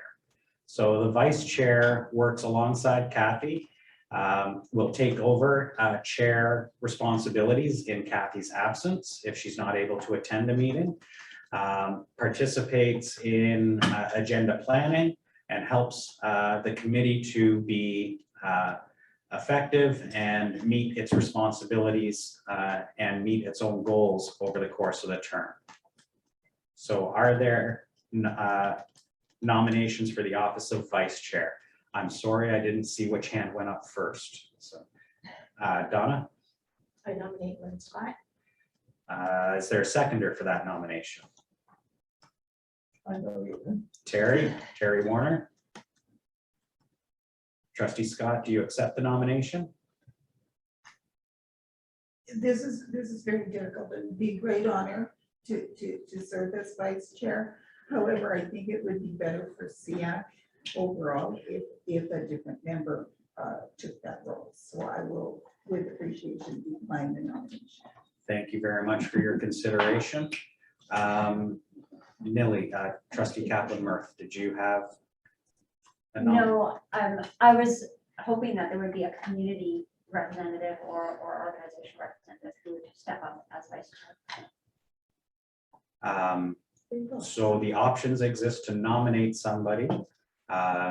Also, the opportunity exists for other members of SEAC to self-nominate for the position of vice chair. Trustee Kaplan-Murphy. Well, I would nominate Sue Cowan if she wanted to do it. Is there a seconder? Trustee Scott. Sue, do you accept the nomination? I do. Thank you. Are there any other nominations? Seeing no other nominations, I'd ask for a motion to close the nominations. Terry Warner, is there a seconder for that motion? Maggie Mayman. So the nominations for the office of vice chair are closed. Congratulations, Sue Cowan, as your appointment to vice chair for the Special Education Advisory Committee. Thank you. What has happened in the past, Kathy, is I've continued on with the other elections. But it's continue. up to you. Go ahead. If you would like to take this honor. Keep going. Okay. So who are we on to here? We are actually doing other items before we get there. Okay, so item 6.1 is a delegation. Please note that Ms. McGee no longer wishes to delegate. Her concerns have been addressed by LSS staff. I would like to call for a mover to receive the SEAC report of 9 November 2022. Is there a mover to receive the minutes? Kathy? And all those in favor?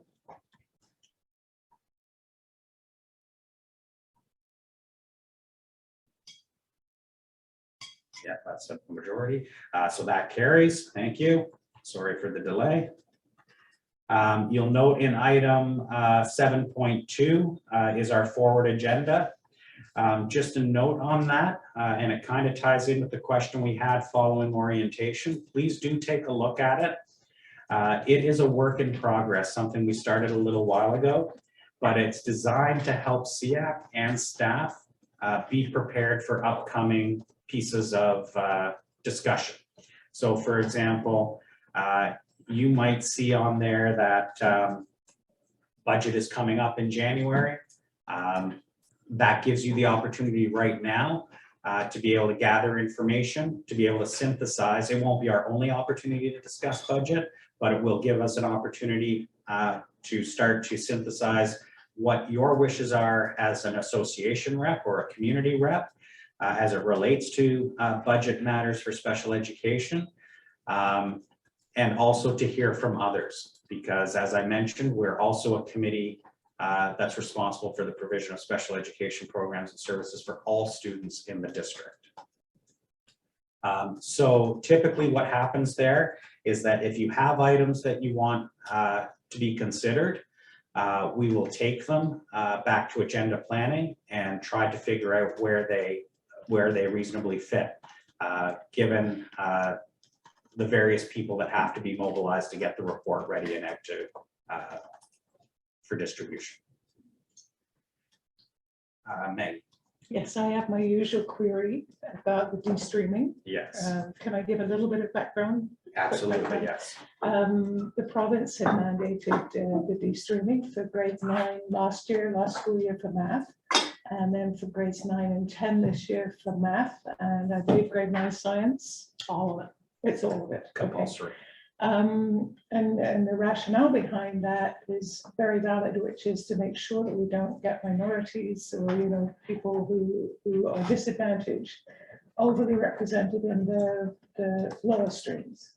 I represent a group of children, students who are in different levels of instruction, not because they're disadvantaged in the general sense of the word, but because they've been deemed to have genuine disabilities in certain areas. And I'm a psychologist by profession, and I've spent pretty much my entire career either in research or in clinical work with individuals, especially those who have deficits in nonverbal areas that make difficulties, huge difficulties in math. And because science is so, math is so involved in science that it affects science as well.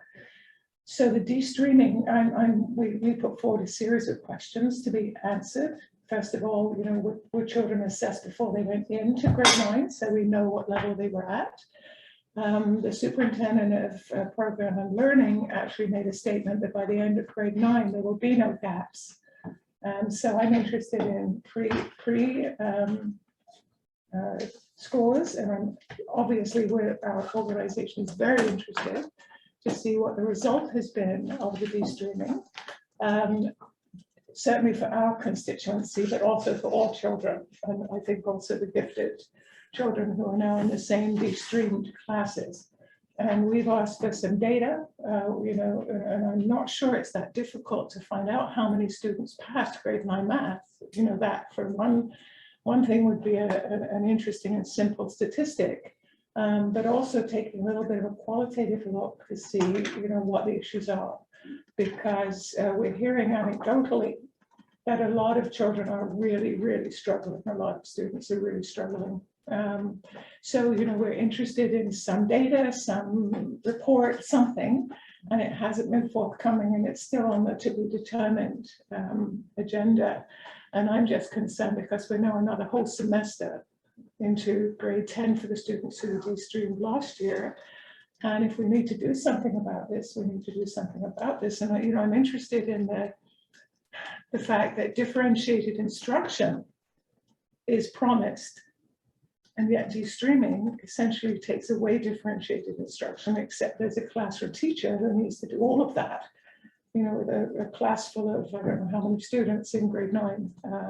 So we are genuinely concerned about this, and I'm now concerned about the delays in providing this information, because it's going to be cumulative, and we're going to have students who are 2 years now into a program that may or may not suit them. You know, it may be fine. We just have no knowledge of that. So I am concerned that this keeps getting put off.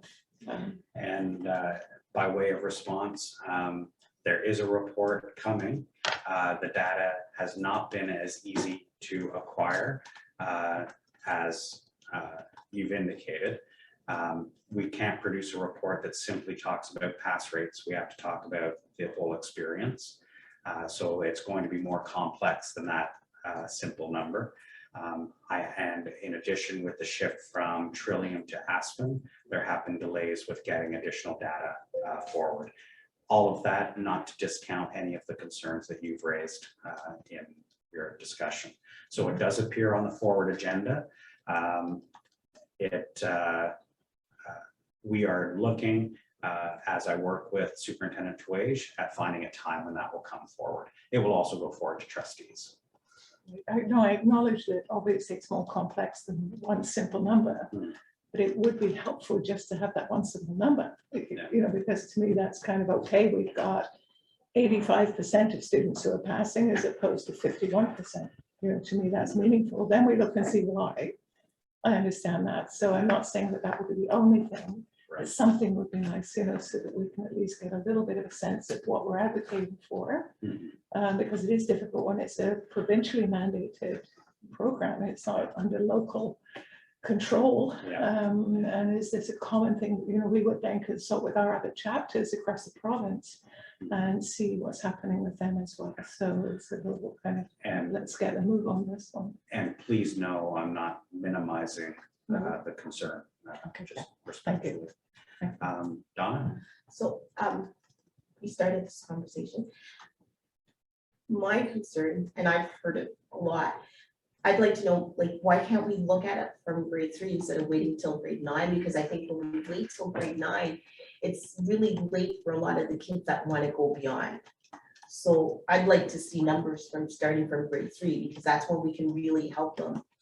Before, I think grade 9, grade 10, we've lost them. Like there's nothing to bring them back to be able to stay focused and graduate. Well, I would like to see. I recognize that we want to have a conversation.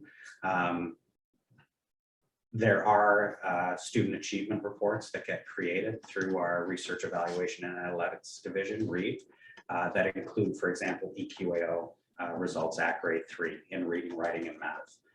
Grade 6, the grade 9 math test, the grade 10 literacy test. So there are those areas to get additional information because to your point, Trustee Dixon, you're exactly right. We need to be able to support early and identify an early intervention is key as well. I'm just cautious that we are engaging in a conversation that is now becoming a discussion item versus a forward agenda item. Well, can we forward it to the agenda? Because I'd like to see the numbers. I'd like to see the numbers. Excuse me, it's on the forward agenda. It just hasn't been set with the time yet. Okay. Trustee Scott. Thank you. And when the report comes forward, could it please also include information about the professional development work that has been done with the teachers who are teaching, particularly the grade 10 de-streamed courses this year? Because I know that that has been a bit of a challenge getting it organized, and Program and Learning have been working on it as much as they can. But there still are some aspects that I think may need some attention. So I will share that information with Superintendent Tuage for her consideration for sure.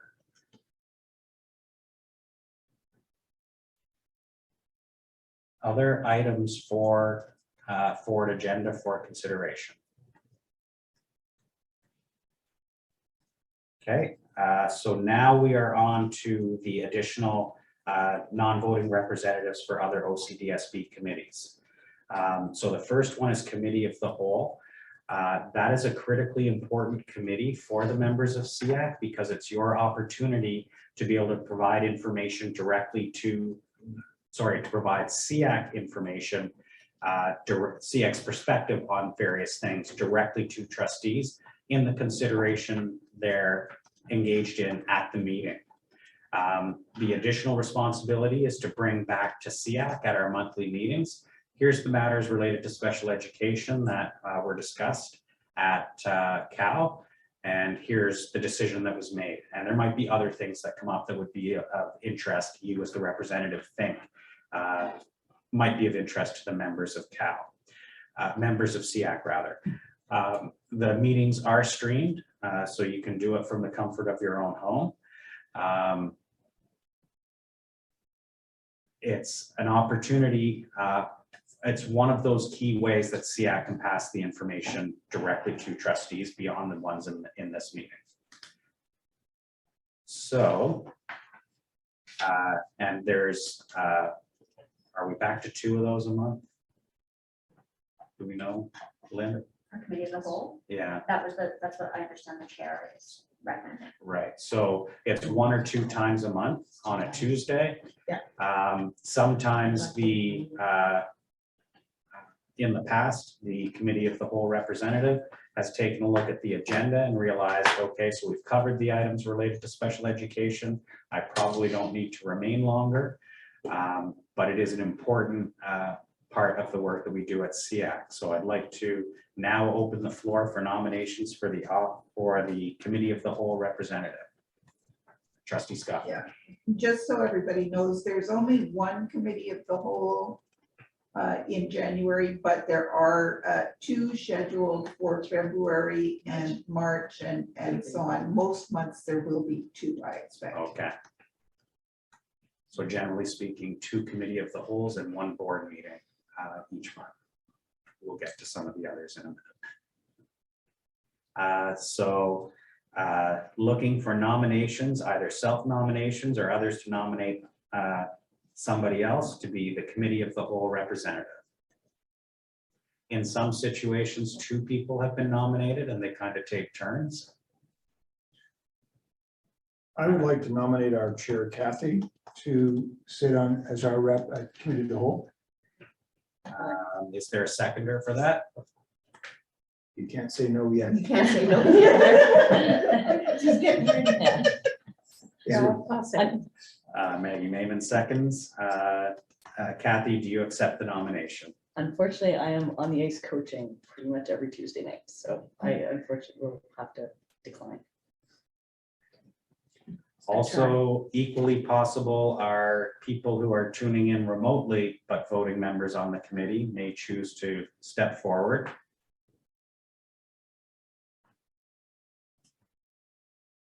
And what we can do in the absence of a Cal representative is to bring it back to agenda planning and revisit periodically.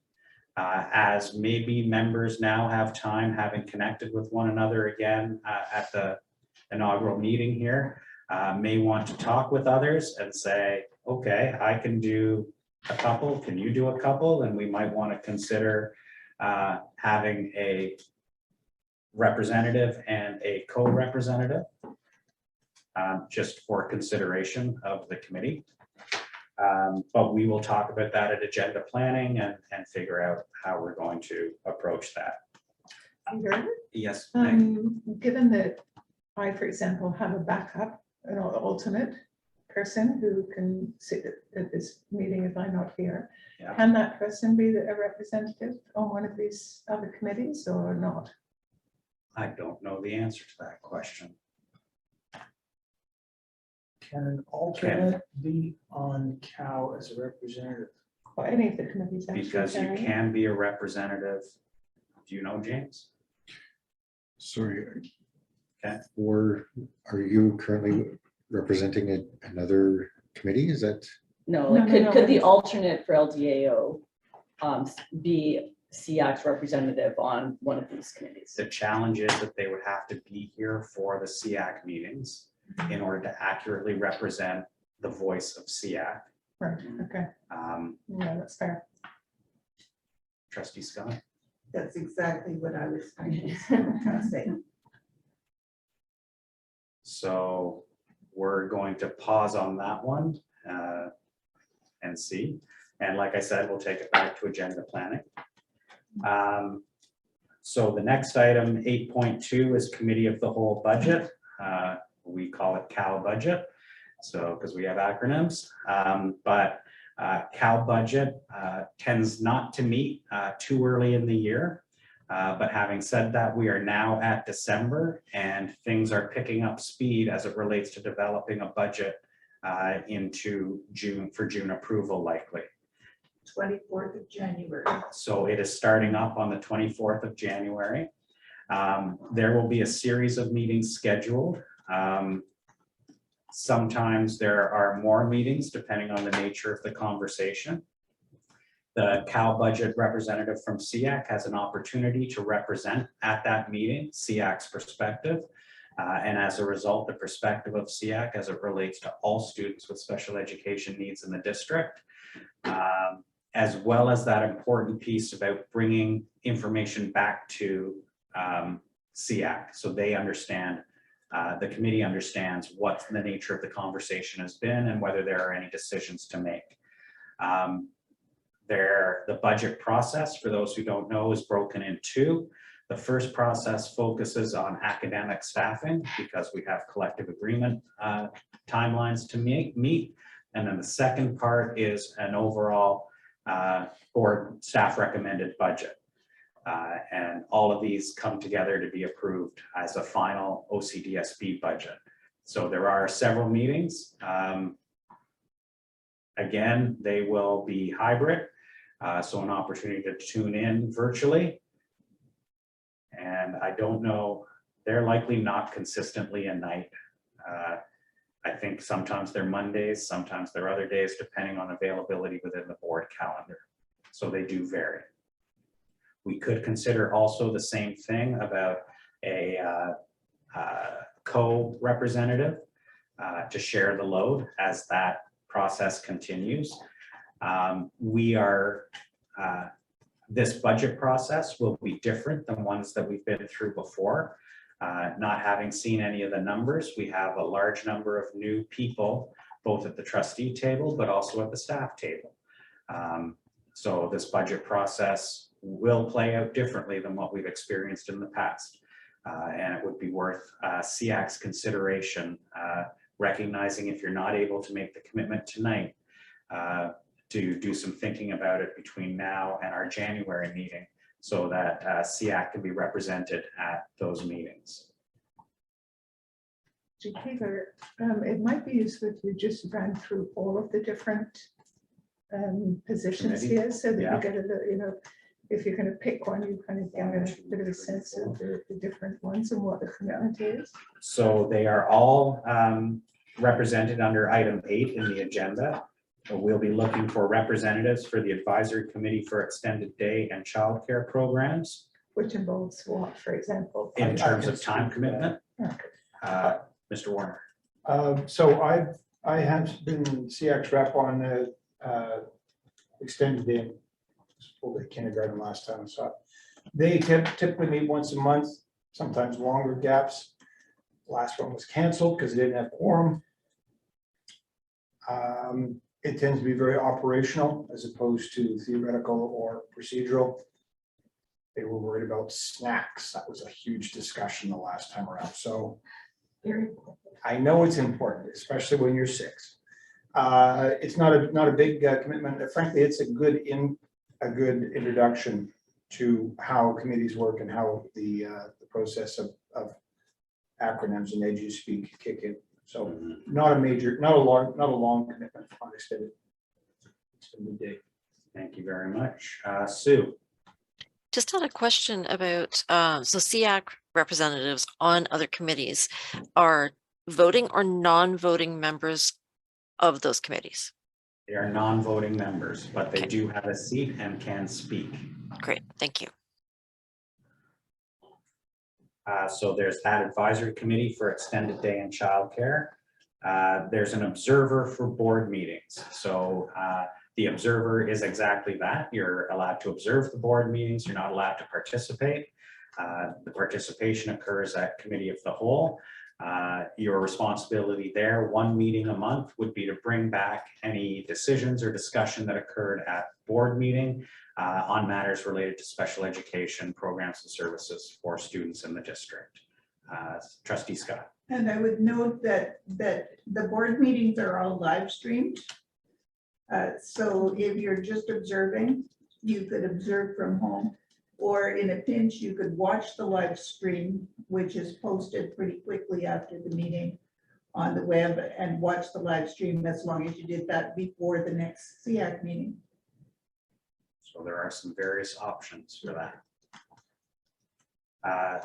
And then we have the Parent Involvement Committee as an observer. So just to clarify, Sue, we have representatives, which are speaking positions, and observer positions, which are exactly that, observer positions. So the Parent Involvement Committee, or PIC, I believe they meet monthly. And I don't know, do they have a set night? Wednesdays, usually at 6 o'clock. And I forget which day, January the 18th is the next, or is the first PIC meeting after Christmas. Thank you. And then we have Advisory Committee on Equity, or ACE. We do know we have a trustee on that committee. And that is an observer position. So to be able to participate, we have two. But okay, we have two on that.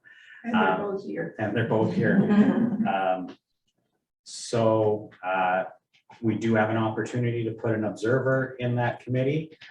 In some situations, we've been fortunate enough to have our trustee representatives share some of the conversation as it relates to matters of special education from those conversations. So those are the remaining ones. Having spoken about them all, I'm just going to go through them one last time. Any nominations for Committee of the Whole representative?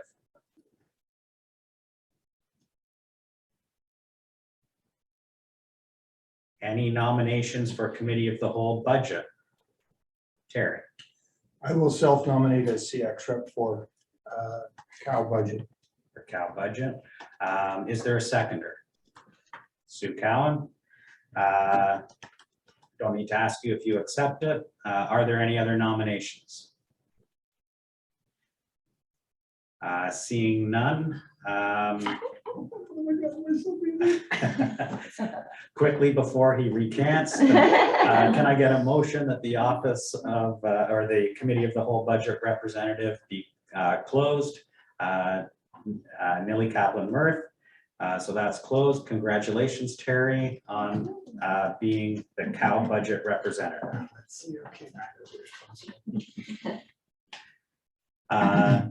And we're getting an applause from Sue, just to be clear. Any other buddy interested in either of the observer roles or Cal representative? Okay, so we are going to take them back to agenda planning. Feel free to send an email or reach out to myself or Kathy, and we can talk about things. Feel free to explore amongst yourselves that notion of a co-representative or a co-observer, which we should be able to facilitate, and reach out to us, so that'll help us move things forward. We don't only need to do business at the meeting. Well, we do need to do business at the meeting, but we can get questions answered in the in-between times. All right. Madam Chair, would you care to assume the chair? We are at item 9, the department update. Okay, so department update, 9.1 superintendent's report. So back to you. Well done.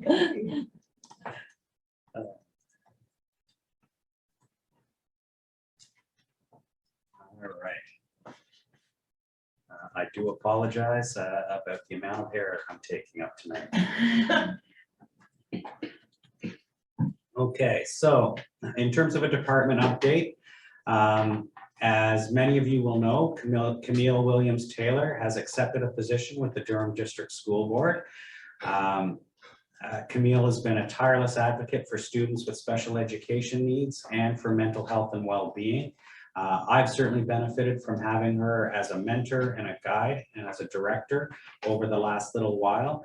The initiative she brought forward in terms of the progress we've made with respect to anti-racism and anti-oppression have been great and will be long-standing past her departure.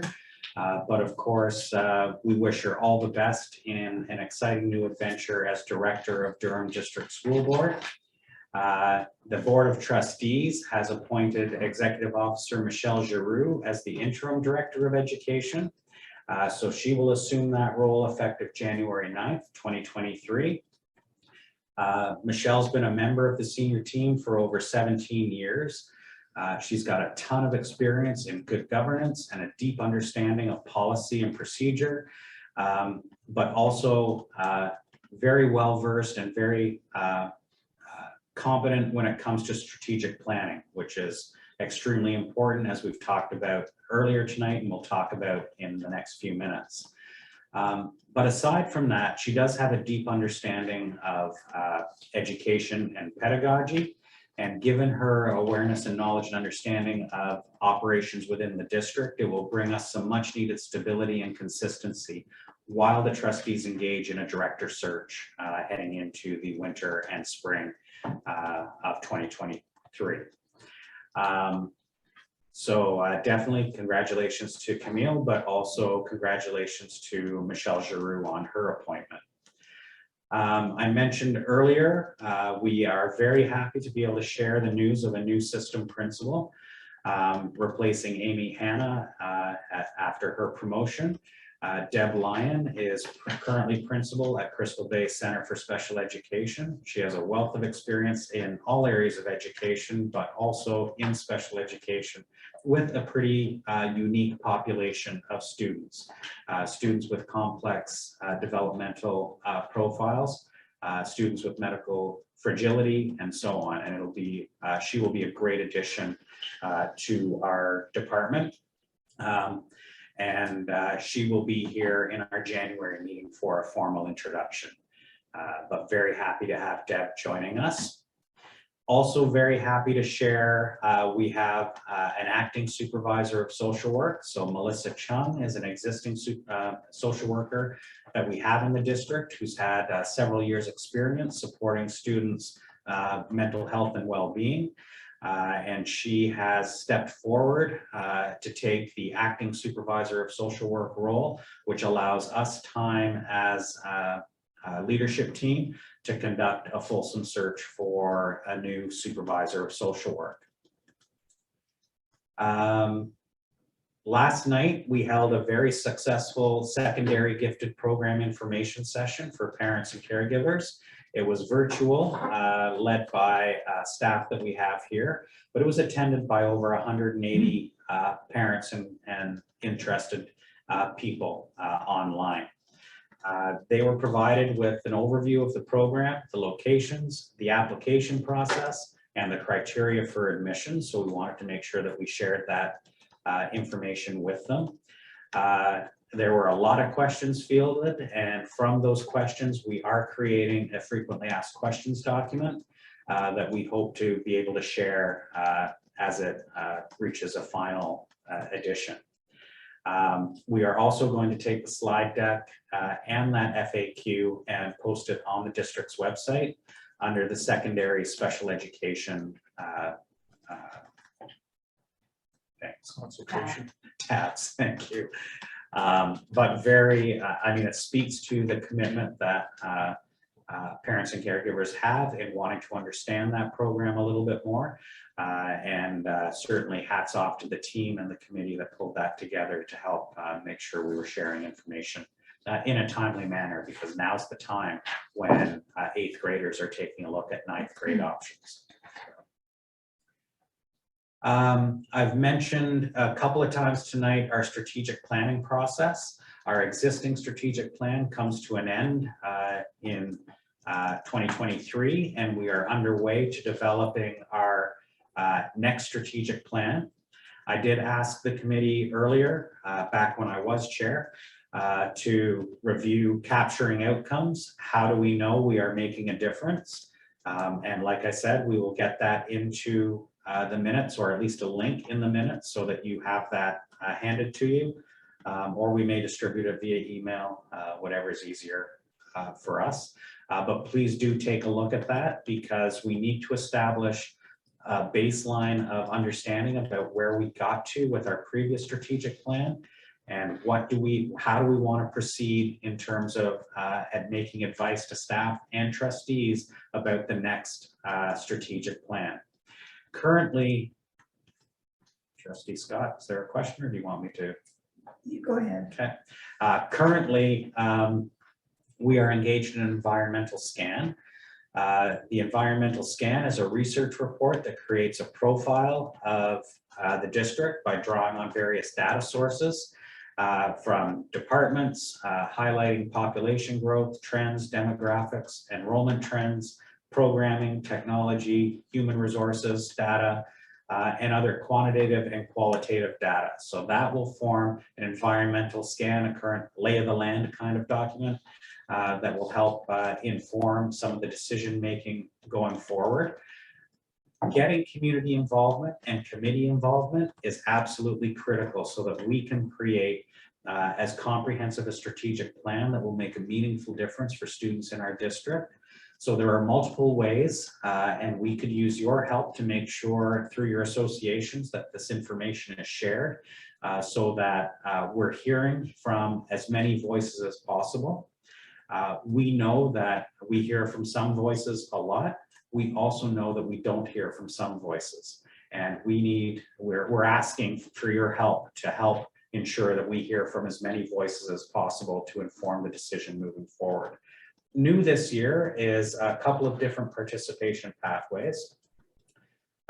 We are going to ask trustees and senior staff to have a few one-to-one conversations with constituents, stakeholders in the district, to get a deep understanding about what their priorities and sense of needs are within the district. So that will be coming up in the coming weeks. People who, and obviously there's only 25 of us, so there's not a lot of conversations to have, but that's an area where we're going to get to some depth in understanding. But there will be opportunities for small group conversations. The team has been working to develop a toolkit, which we will bring here, for example, at SEAC, to gather input from SEAC in small discussions. That toolkit will also be used in different formats in small group conversations with community and stakeholders. That's going to happen sometime in January or February. So some of the work that's coming up that we will be getting to. And then finally, or not finally, but second to last, larger scale public gatherings. And these are also dates which I would encourage you to share through your association, so that people can get involved and share their experiences and perspectives. But January 12th at Ottawa Technical Secondary School, there's going to be a larger scale public gathering. January 19th, Bell High School, so East and West End. And then February 2nd, a virtual opportunity to participate in a larger public gathering.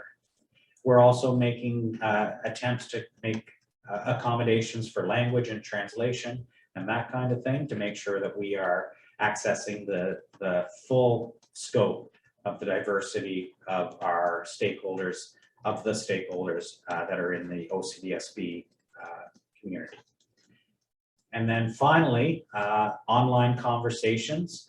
We're currently exploring a methodology to allow participants to share their thoughts anonymously through an online conversation in their language of choice at a time that's convenient for them. So anything that is going to help us make a strategic plan that moves us from where we are right now to where we can be in 4 years is extremely important for us to get on the table. It won't be everything. We all know that. If we put everything on the list, we're not going to move the needle on anything. So we will have to narrow that down to what are the key priorities and needs as identified by the community and stakeholders within the district. But people need to be involved. So anything association reps or community reps can do to ensure that we're disseminating this information will be helpful. That's intended to be completed by April 2023. Well, I guess probably late February, March 2023, because in April 2023, trustees and staff will build a plan that reflects the needs and priorities of the community. Once that plan is in draft version, April and May 2023, there will be a draft plan for consultation. We will also bring that back here to SEAC so that you're aware of what are the opportunities to provide input as it relates to the strategic plan. Keeping in mind that the strategic plan guides the work of learning support services as well as all the other departments. So for example, in the existing strategic plan, there's a goal around championing high expectations for students in all programs. We need to make sure, SEAC needs to make sure that the voice of students with special education needs, the community stakeholders of students with special education needs is shared. So anything you can do to help that would be appreciated, because by June 2023, we will have a final approval and launch of the strategic plan, which will then govern our work moving forward. A lot of information there. Any questions on my superintendent's report? Terry. Just to go back, you had given us 3 dates. Was 12 January in person at Ottawa Tech? Yeah. 19 Jan in person at Bell? Yeah. And was it 2nd February? Yeah, it was 2 Feb. 2 virtual. Feb virtual. Okay. I will spread the word. Thank you. I assume that's gonna, sorry, I assume that's gonna go out and like. I mean, you're the chair, you can jump in. Okay. So- The power. I assume that's gonna go out like in all the like emails to all parents involved. Okay. Yeah, and if you haven't yet signed up for the emails that go out from communications, that's a great way to get a quick synopsis of what's going on in the district and to highlight those areas. Trustee Scott. Thank you. Just so everyone knows, this was on our committee of the whole agenda last night. And staff did provide a report and a presentation which had information on the whole suite of processes that are going to be used.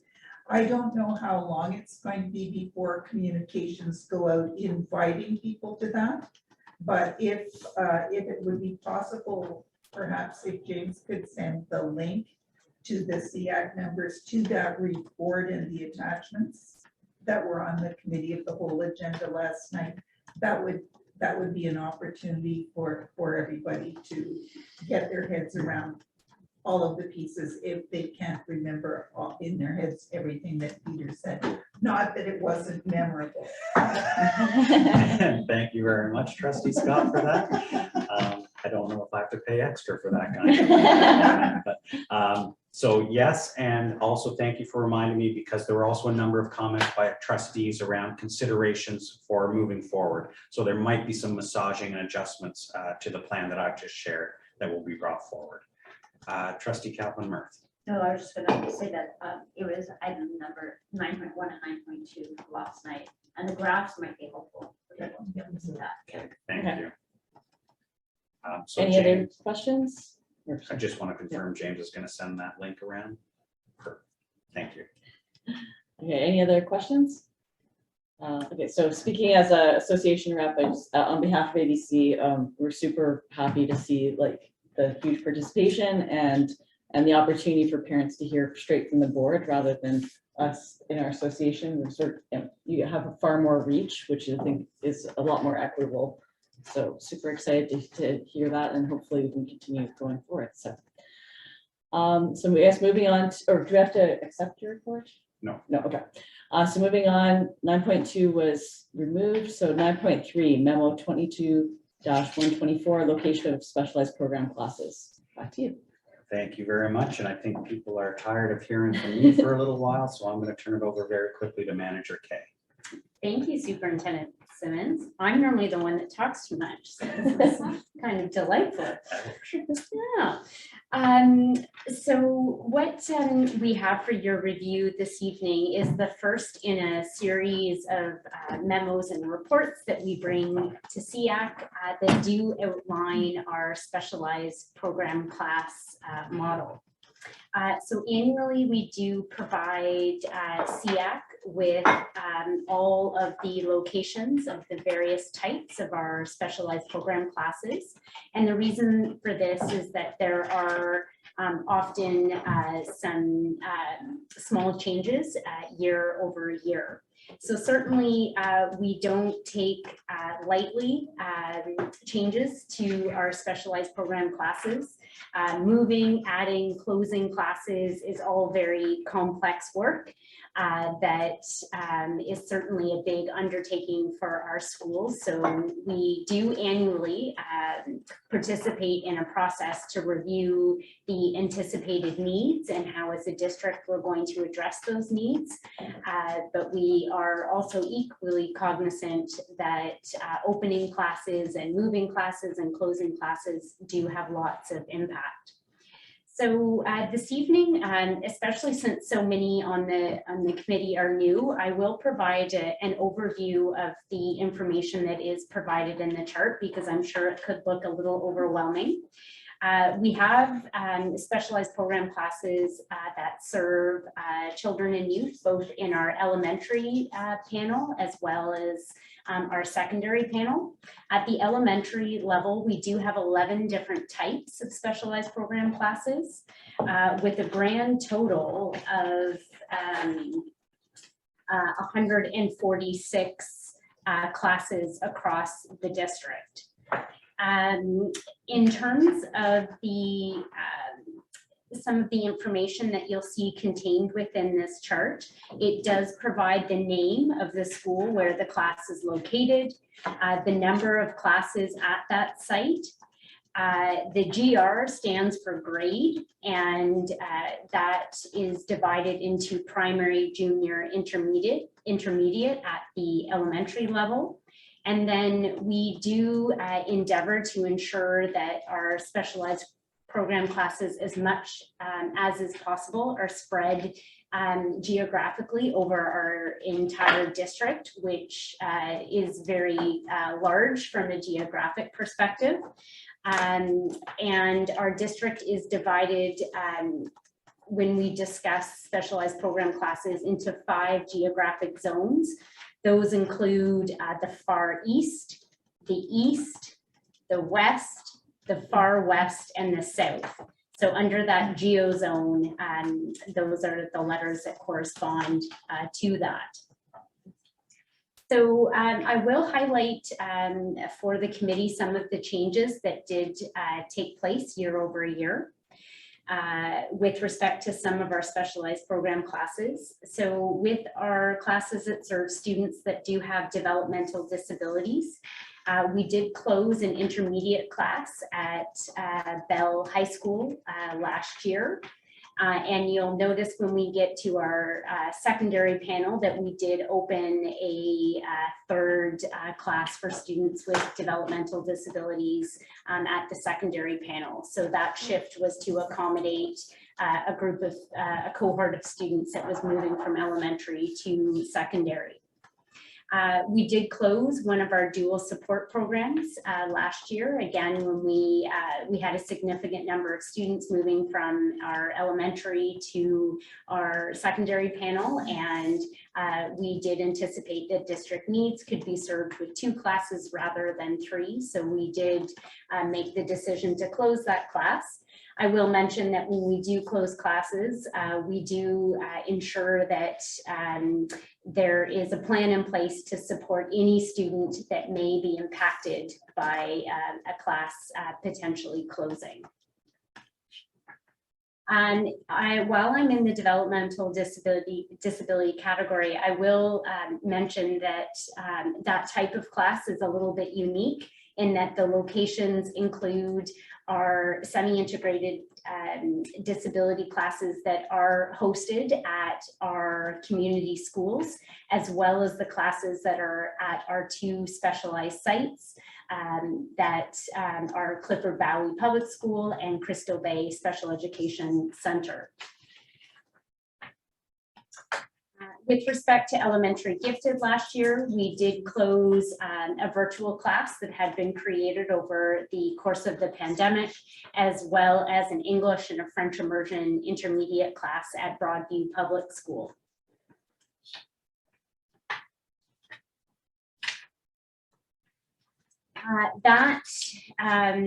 Those were all of the changes that did take place at our elementary panel last year. Moving on to secondary, I will mention the most significant change last year was with respect to our autism spectrum disorder classes, where we did open 3 new classes last year, one at Maryvale Secondary School, one at South Carleton, and one at West Carleton.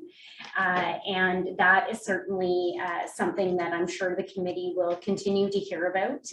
If you do some comparisons across our elementary and secondary chart, right now we do have 36 elementary ASD classes supporting students across the district.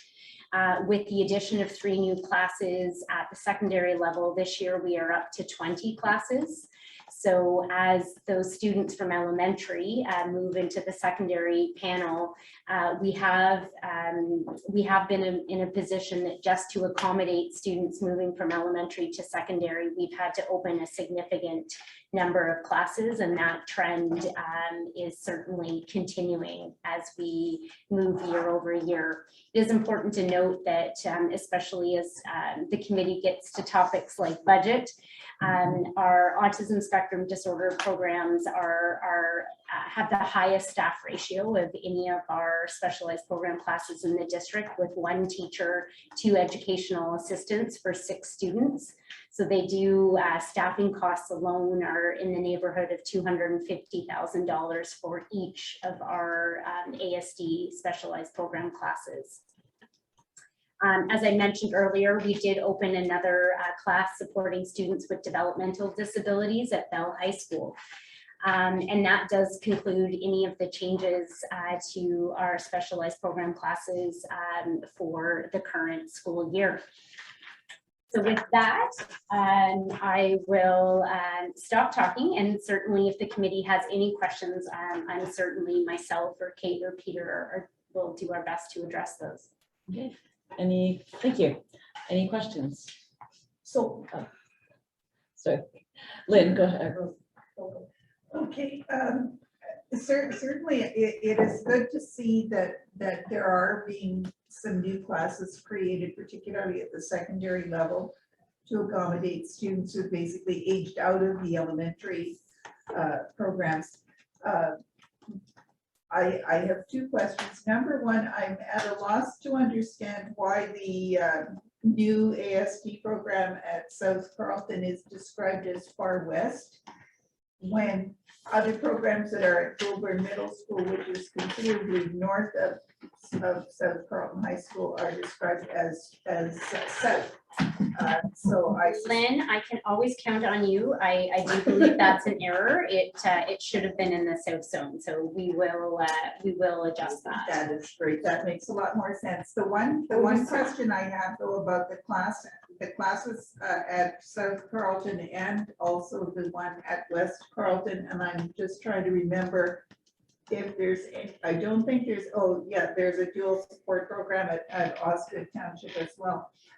Where there is no access to OC Transpo, if there are work placements or other excursions that are needed to help the students learn how to function in different environments, is there support for transportation to get the kids to where they need to be to do those kinds of learning experiences? It's certainly an excellent question. I'll start, and then certainly Kate and Peter can chime in.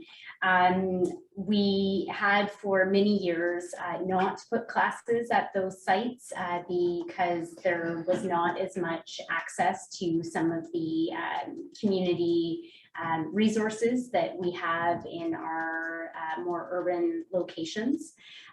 Increasingly, with the number of specialized program classes that we require for students with ASD, we are getting to a point where they will be in all of our secondary sites if trends continue.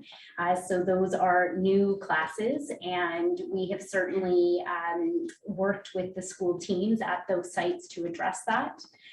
This year specifically, we have worked with the team at West-Carleton, and they have been provided with a budget that allows them to use a yellow school bus to come into North Canada to do some of that important life skills and activities that are often associated with the classes in our more urban locations. So it has been site by site. We are learning as we're doing the work.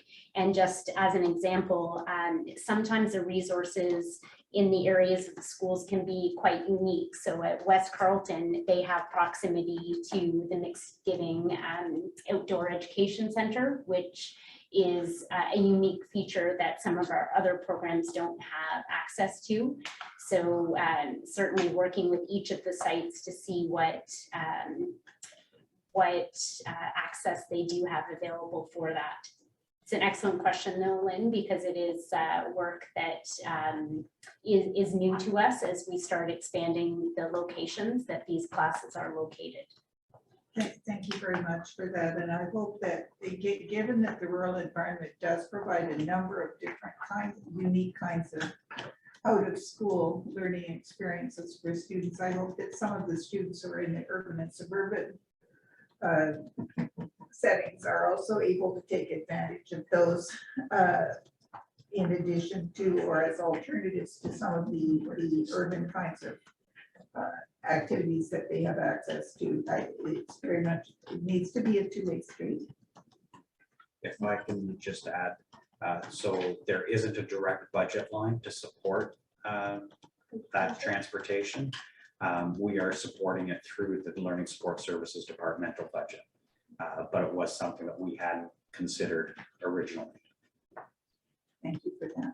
Right, thank you. I believe, Donna, you had a question? Actually, no, I'm good because she sort of answered because it was going to do with transportation. All right, perfect. Terry, you're up. My apologies, Stacy. I came prepared, but I didn't read through the memo to the detail that I realized I should have. Is the system class for deaf, hard of hearing still at Vincent Massey? It is at the elementary level. Now, in the last, I'm going to say 3-4 years, a population of signing deaf students was identified, and they tended to concentrate at, I want to say, Maryville High School. There is Woodruff, this, yeah. there is a secondary class that we did open. I think it was yeah. I was going to say the pandemic has truncated time. It's probably 4 or 5 years ago In the now. before times. Yeah, so we do have a secondary class now at Woodruff High School. And it is staffed and organized and planned as a system class? Yes. Okay. If I can add though, not in the traditional sense that we would think elementary classes. Understood. Because we want those students out engaged in courses and acquiring credits. Right, but the teachers of the deaf who are available to them are, and also ASL assistants for them to get access to the curriculum. Okay, thank you. And I'll have a question for assistant principals still privately about numbers of kids and numbers of staff. Okay. For DHH. Any more questions? Yeah. So I'm not, if you're online, maybe else. No, okay. Can I just jump in as Yes. it relates to the DHH question? Go ahead. With apologies. So we are continuing to experiencing staffing challenges with respect to interpreters and people who can sign. it is a very real challenge that we are trying to address both through contracting services and other ways to try to recruit and retain staff with those qualifications. But I think it's important and to be fully transparent. The staffing piece is a significant challenge. And I very much understand that this is not unique to OCDSB either. Right. Yeah. Okay. Thank you. And Alison. Just a quick question, and I'm sorry if this should be more clear to me. I'm just wondering what a dual support program is. I'm guessing, two different needs, but tell me what it is. No, excellent question. So our dual support program is designed to serve our students that would have a mild intellectual disability as well as significant externalizing behaviors. So from a cognitive profile, they would be similar to our students that are in general learning program with added social emotional challenges. Thank you. I just have one question. So I know in the gifted classes, particularly at the secondary level, there's split sections, and I was just wondering, and how many, I assume that these would be like the core classes that are coded as gifted, not if 3 gifted kids happen to be in an art class together, that wouldn't count as a section. Is that correct? So my understanding of the split sections, and Kate and Peter, please add in, is that that is any class that is coded both as gifted and U level. Right. So in terms of, I don't believe there's a threshold for the number of students that fall in either category. Yeah, but just like it wouldn't be like, oh, there happens to be this many gifted kids in a random class. Okay, perfect. And I guess the other thing and sorry, because those who have been on the committee for many years, so I had to highlight one of the challenges with the gifted program has been for years now that the only primary program is located in Rock Carriere, which is in the far west of the city. So, when we get families that come to us that live in Orleans and things like that, it's obviously a challenge when, they're faced with a choice. So if they want to access this class, it's a commute to Rock Carriere in Canada. So anyway, staff knows I just wanted to highlight for the sake of the committee. And also just the dwindling numbers. I think in 2015, there was about 30 gifted classes and now we're down to 11. So, and hopefully, I'm excited to hear about the interest at the secondary level and hopefully at the primary level, some work can be done and we can, I'm sure there's children out there that could use and need and benefit from the program. So yes, go ahead.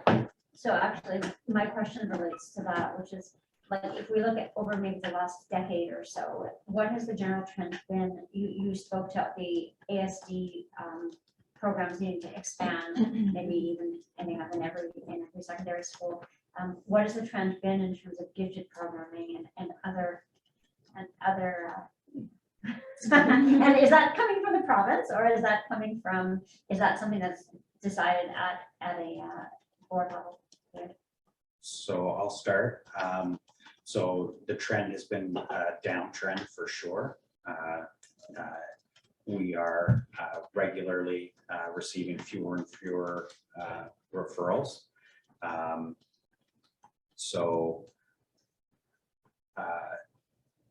I don't necessarily have provincial data on what's happening related to it, but it is coinciding with some of the work that we've been doing around differentiated instruction and supporting students in the regular program as well. Several years ago, we had a program that was based solely on cognitive scores. So you either had the number or you didn't. We made moves in recognition of the number of students who are twice exceptional to try to support those students as well. I don't know if I know there are perspectives on why there's been a dramatic decrease, but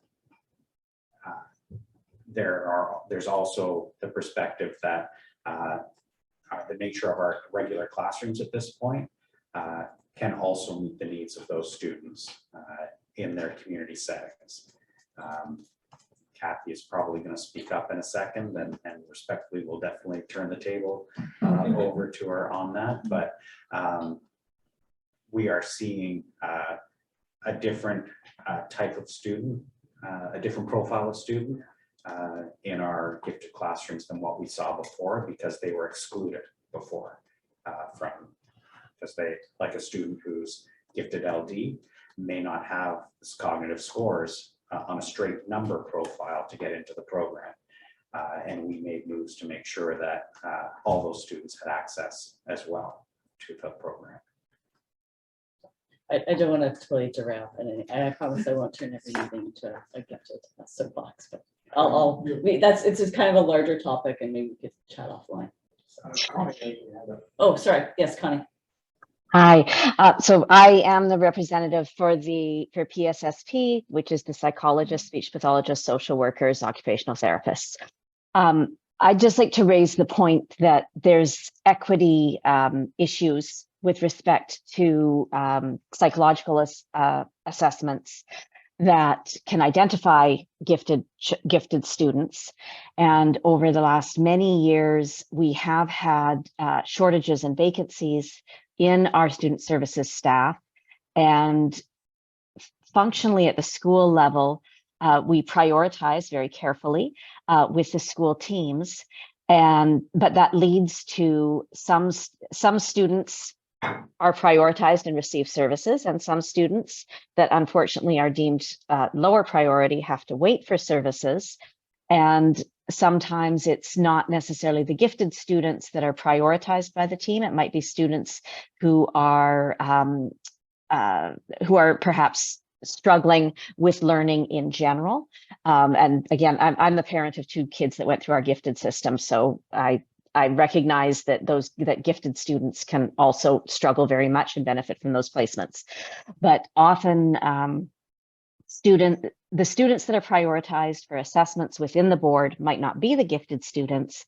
And some of the students that then, if their parents are able to access psychological assessments outside of the school system, they have access, whereas parents who can't access private psychological services outside of the system do not have access. So I think there's a whole how we prioritize and triage students at the school level within schools that draw from higher socioeconomic areas, and also schools that draw from more challenged socioeconomic areas. There's all kinds of equity around how we identify those students. And in the end, it might end up that some classes have not been fully subscribed and due to lack of assessments occurring. If that makes sense. Lynn, yes, go ahead. Yeah. Thank you, Connie.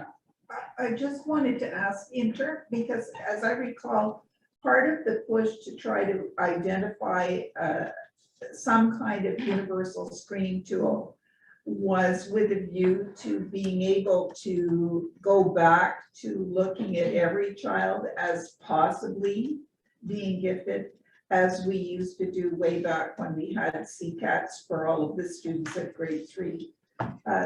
And Peter made reference to the work on a universal screener as part of the big things that LSS is still looking at.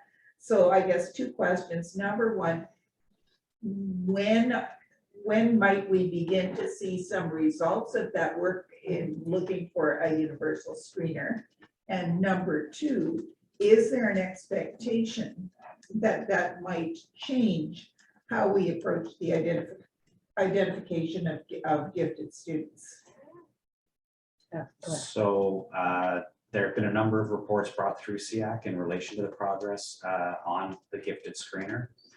We were initially really excited about updates to the CCAT 7, and subsequently, after going through our evaluation, which we reported here at SEAC, concerns emerged around whether it was culturally appropriate for some of our students to engage in. Are there language barriers for ESL, ELL students? English language learners. English, yes, thank you, English language learners. And we also had some difficulties with the language that the CCAT was providing to staff. Because the CCAT, what we initially liked about it was that it wasn't just a gifted screener. It was going to give teachers an understanding of the profile of students in their classroom. But what we got in the end was it wasn't quite there. Nelson has identified that as an issue. They've decided to work on that in their US version for obvious reasons. While we thought their changes would be ready for 2023 in the Canadian version, I believe it's 2025 for the US version, US normed version, which means it'll be delayed for the Canadian normed version. Having said that, we participate regularly in the National Association for Gifted Children conference. It's an international conference where the most preeminent researchers share their research and discussions and related to supporting students with giftedness. That just happened 2 weeks ago, something like that. And we are now exploring the possibility of an additional screener that might be more appropriately used to support students, the diverse students that we have in our district here in Ottawa-Carleton. But that is really just a teaser because that team just got back.